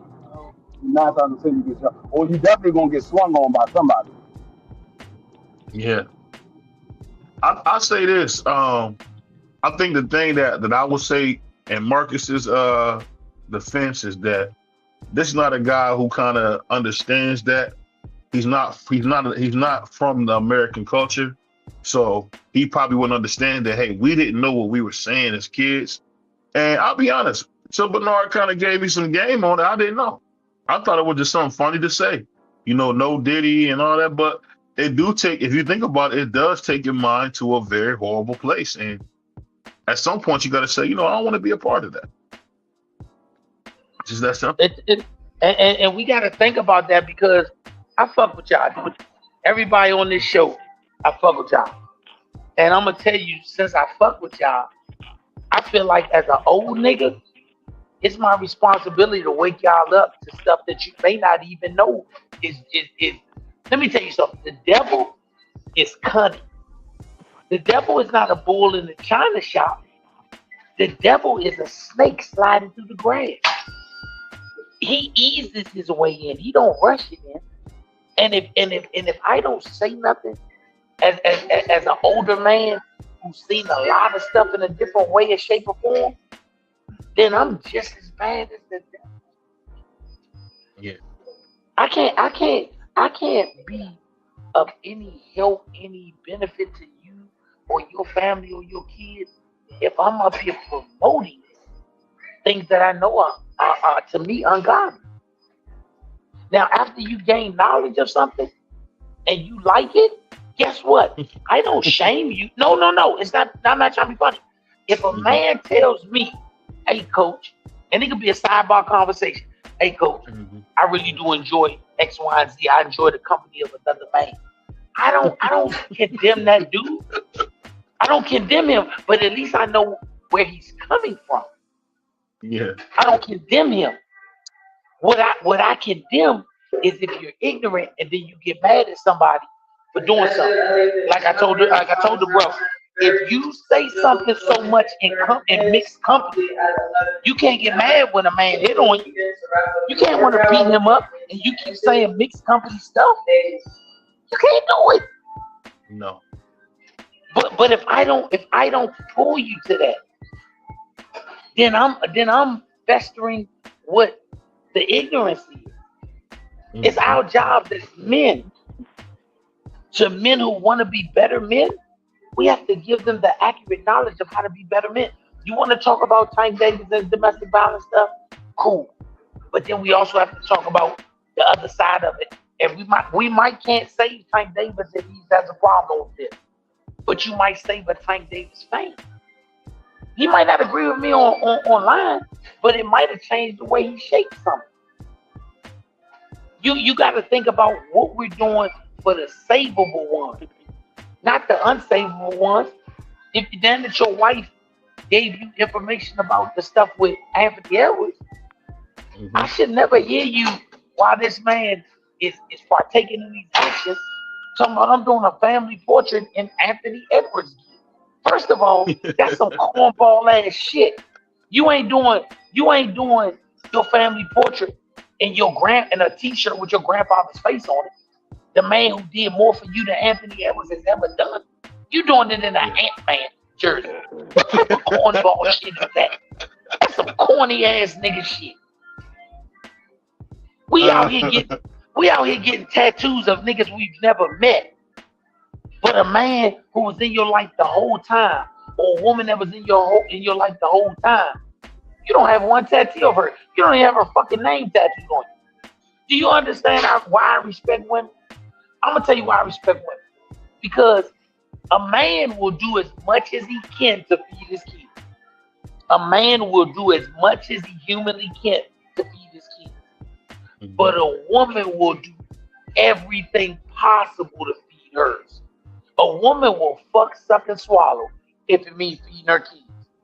Let me ask a heterosexual man, will you go to that depths of fucking, sucking, and swallowing for your kids to eat? He gonna tell you hell no. I might kill something. No. Don't say the K word on here, man. Don't say the K word on listen, here, bro. Are you kidding me? Listen. You might be willing to unalive for your child. I understand that. But I'm asking you something that is worse than unaliving. I'm asking you to do what a woman would do. Give up her dignity. Listen, a woman will give up her dignity for the betterment of her child. A man not doing it. A man will let that little joker starve to death before he give up his dignity for him. Do you? Let me tell y'all some real shit. Let me tell y'all some real shit. I back in the day, I was getting some money. I'm cool back in that time. When I came home from prison, I said I will never break the law or destroy people with drugs again. My first job when I came home was a construction company called B. Frank Jordan. My second job was at CBS. None of my guys gave me flack for working a construction job because they considered that man. But they used to come by CBS and give me all types of grief for working at CBS. One of my good friends, she used to stand by the register and say, hey, y'all, can you imagine 13 years ago this dude was getting money and driving whatever he wanted? He would say stuff like that. He'd say, he would get something and not get his change. Because he thought that it was unmanly for me to work at CBS after being the man I used to be. And guess what? I thought the most manly thing I did was work at CBS and not give a fuck what a nigga think about me. Because I was still feeding my kids.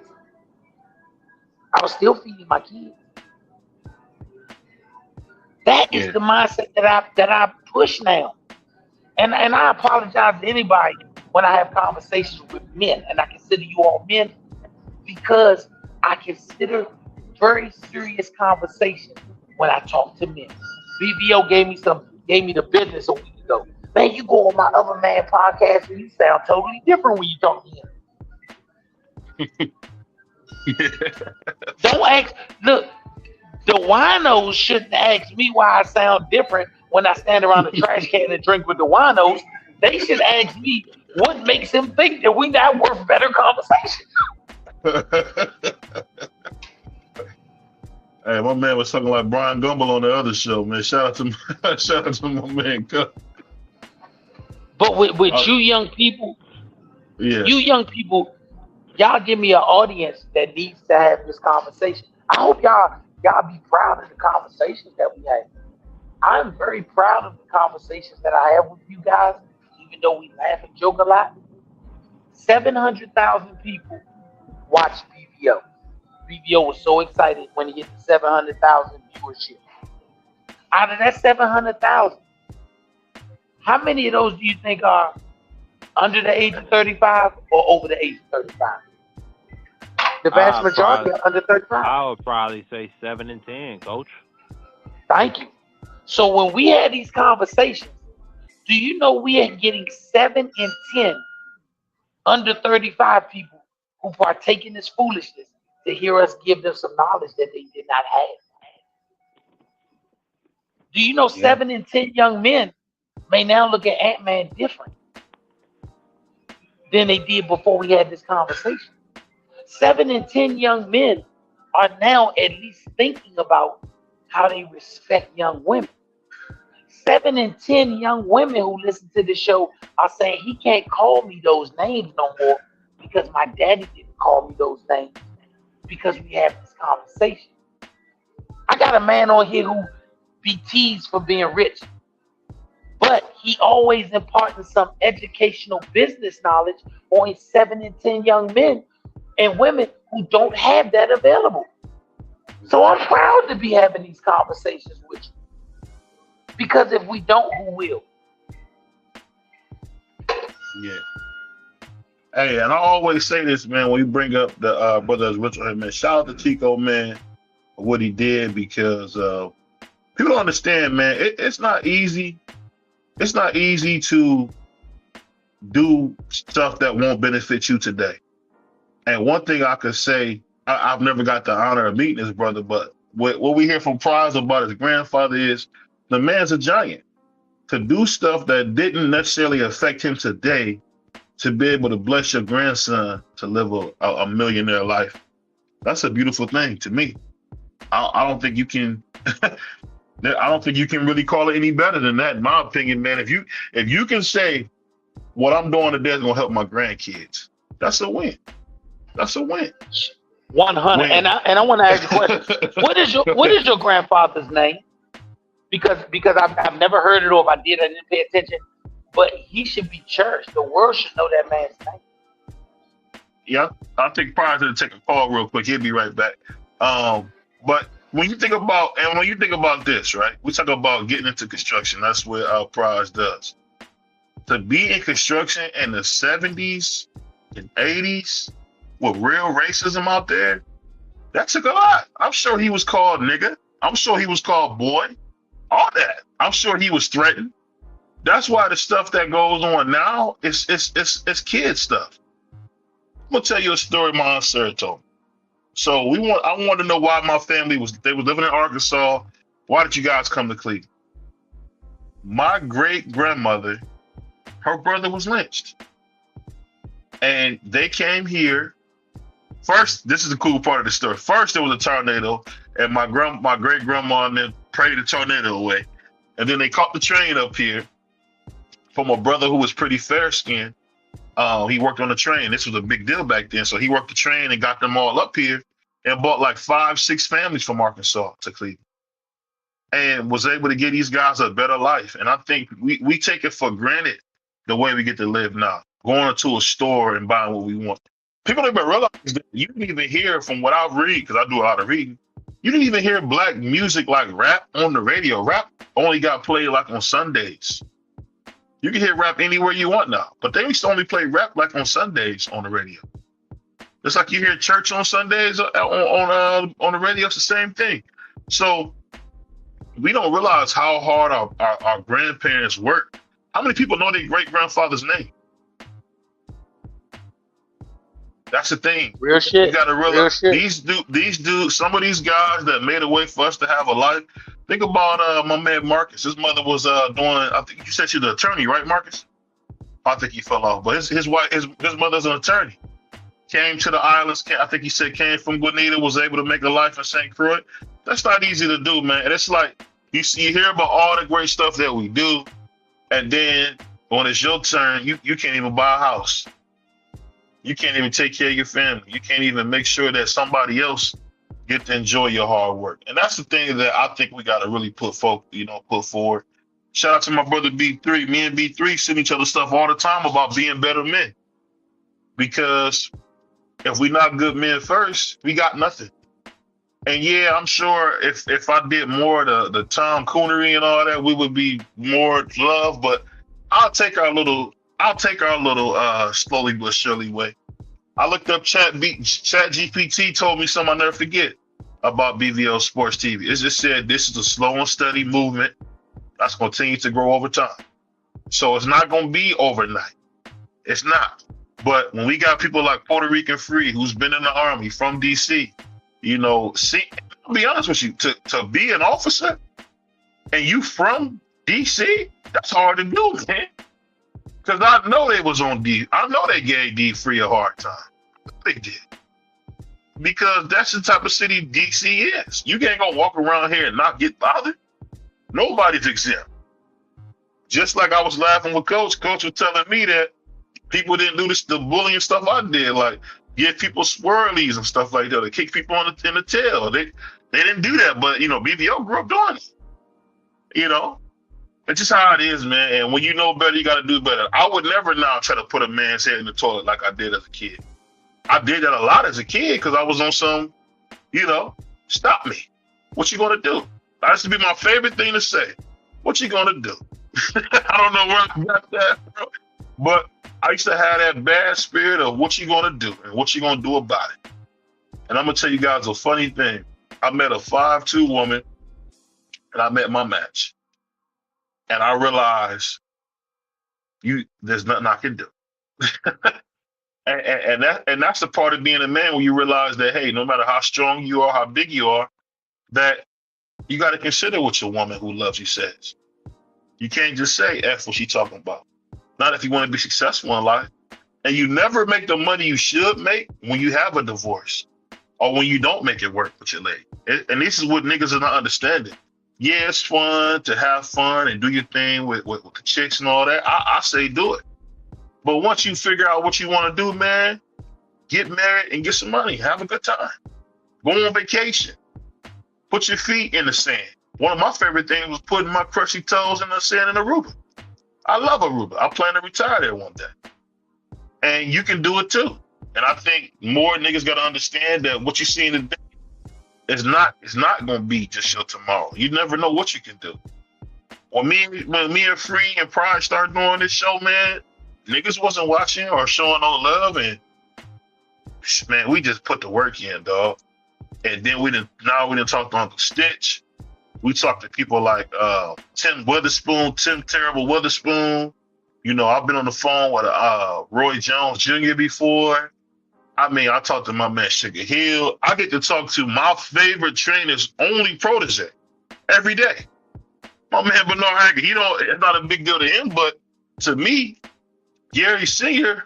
is like my basketball idol. I mean, my boxing idol. When I listened to the stuff he would talk about, the way he looked at boxing, to me, the nigga wasn't nothing but a chocolate custom model. Because the way he was able to talk about boxing and break it down, the brother had it down to a science. So that's what we do here on BBL Sports TV, man. We get up here, we have some fun, we laugh and joke, but we really, really are trying to give niggas something good they can use and do something with their life, man. And we're going to keep growing and doing our thing. What you got for me, B3, before we get out of here? Nothing, man. What about you, B3? Just fire show, dope build. You already know Coach always. No, nigga, no, you're not walking out of here without giving us no game. You already know that. I see you trying to play that dumb game. Give us some game, B3. Oh, I thought we was in the show. No, you gonna give us some game before we got out. You see how you light skinned niggas do, man. Give us some game, man. And stop hiding. Stop keeping it all for yourself. This is the game. It ain't got nothing to do with color. It's about character. And that's what people need to start focusing on. Character over color. Because as we know, going through our everyday life, people that look like us, they'll do us wrong every day in the week and twice on Sunday. So I just want to say this. If you in your own individual life, you feel the need like I do to want people that look like me to do well, make sure you giving them words of encouragement in order to grow and prosper their life. But I always tell this to people too. Don't shun people that don't look like you, because they can have words of encouragement. They can have blessings for you. God could be putting them in a situation to sow into you. But because you have you lack understanding or lack guidance, you won't be able to receive that blessing because you're worried about color and not character. So that's a big deal that I want everybody to kind of realize, is that, like, be mindful of how people are conducting themselves, how they treat other people, more so than how they look and what their appearance is.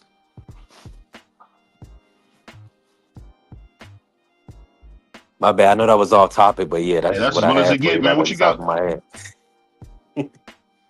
No, because I think the thing that's so important, three, is this, is that we got to understand everybody that's a skin folk ain't your kin folk. And a mistake a lot of young blacks make is think because people share your skin color that they share your same interests. They don't. I get a lot of flack because I'm from the ghetto, and growing up in the ghetto, I hated all those niggas, and I took a lot of flack for that. I took a lot of flack for that. I done had plenty of people say, "Oh, BBL's Uncle Tom" or this, whatever. At the end of the day, man, I have no desire to please anybody but God and my family. And I think more niggas should be like that. Who cares what a nigga say? Who care what a nigga think? You talking about niggas who don't even own nothing. I done heard niggas who don't own a steering wheel try to talk crazy. I'm from the hood. I seen it. I seen niggas take their girls EPT card and buy wings for the game. I've seen that. So when you see stuff like that, and I've seen bum niggas at a crazy level, it changes who you are. I've seen a man one time, he had a girl who was working 2 and 3 jobs, and this nigga wasn't doing nothing but sitting at home playing the game, making meals for the kids. What is that? And he was a monster on 2K, but what does it mean to be a monster on 2K and your family's struggling, man? And y'all can't buy stuff and stuff getting cut off? What type of man would want to live like that, man? I just see a nigga every day and I'm done, man. I used to have a job, and I worked at a grocery store. I used to be this nigga. He must have been probably like 34, 35, older nigga, but he looked really young. You know how you always say that nigga that's in the hood that look really young. Shoot to my brother Just Do. And one thing I learned from watching him was he had no desire to be better.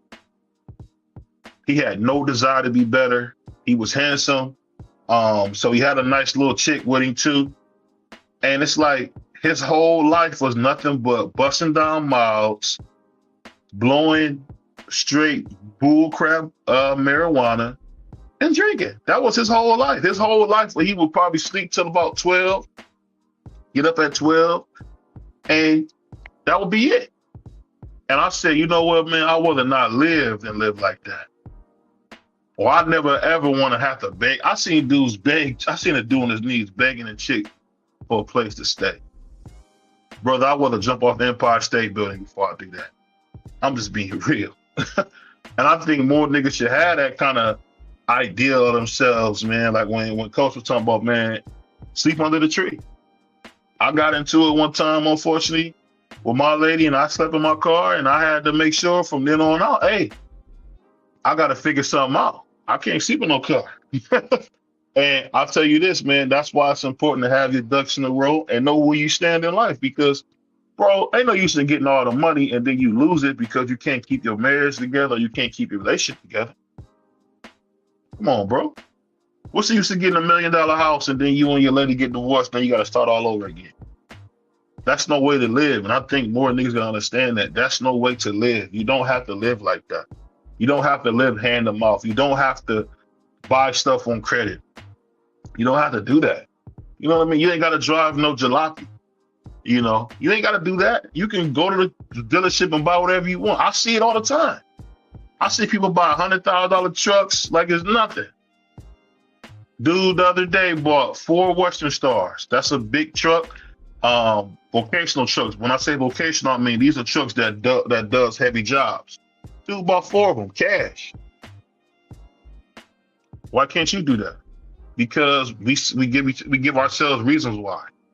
But you can figure out how it goes, man. But I can go all day on that stuff because I want to see people win, and nothing does better than having success, man. I remember my uncle used to say all the time, man, if you cash the checks, then you're having sex. So I'm gonna leave y'all with that, man. Make sure you cash checks so you can have plenty of sex, man. And it's your boy BBO Sports TV, man. Like, comment, subscribe. Make sure you follow the Sports Talk Network family, man. We doing some big things, man. And I appreciate everybody for what they doing. Look like we're going to get to 7,000 really, really soon. So thank you guys. And we never bought one subscriber. We never pickle pulled nobody. All I did was come up, and shout out to Just Do for giving me my first opportunity, man, on YouTube. So shout out to Just Do, because he had to do that. I'm a black guy. He didn't have to give nobody black a chance. So shout out to my man Just Do for giving me a chance from going from the crowd to seeing people like Stitch the Ram, hanging out with people like Coach Hackett. It wouldn't have happened without my brother Just to give me that first opportunity, man. So I always appreciate that. On that note, we out of here, y'all. Hold on one second. What is it? I missed one thing. He said, "You bought me, LOL." Hey, shout out to my man DP Rocker, man, Mr. $40, man. If you ever looking for DP Rocker, he got $40, man. He gonna get you right. Hold on, let me see if I got DP's drop. Hold on. Just salute, DP salute.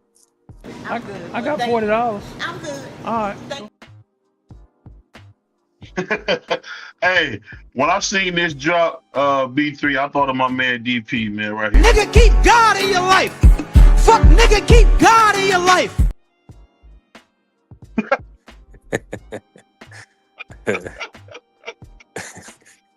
Hey, that's what they So say, let me man. ask, what's wrong with the blacks? Here we go, y'all. Peace. Oh, let me get my out of here drop. Hold on 1 second, Joe. We go, y'all. Hold on.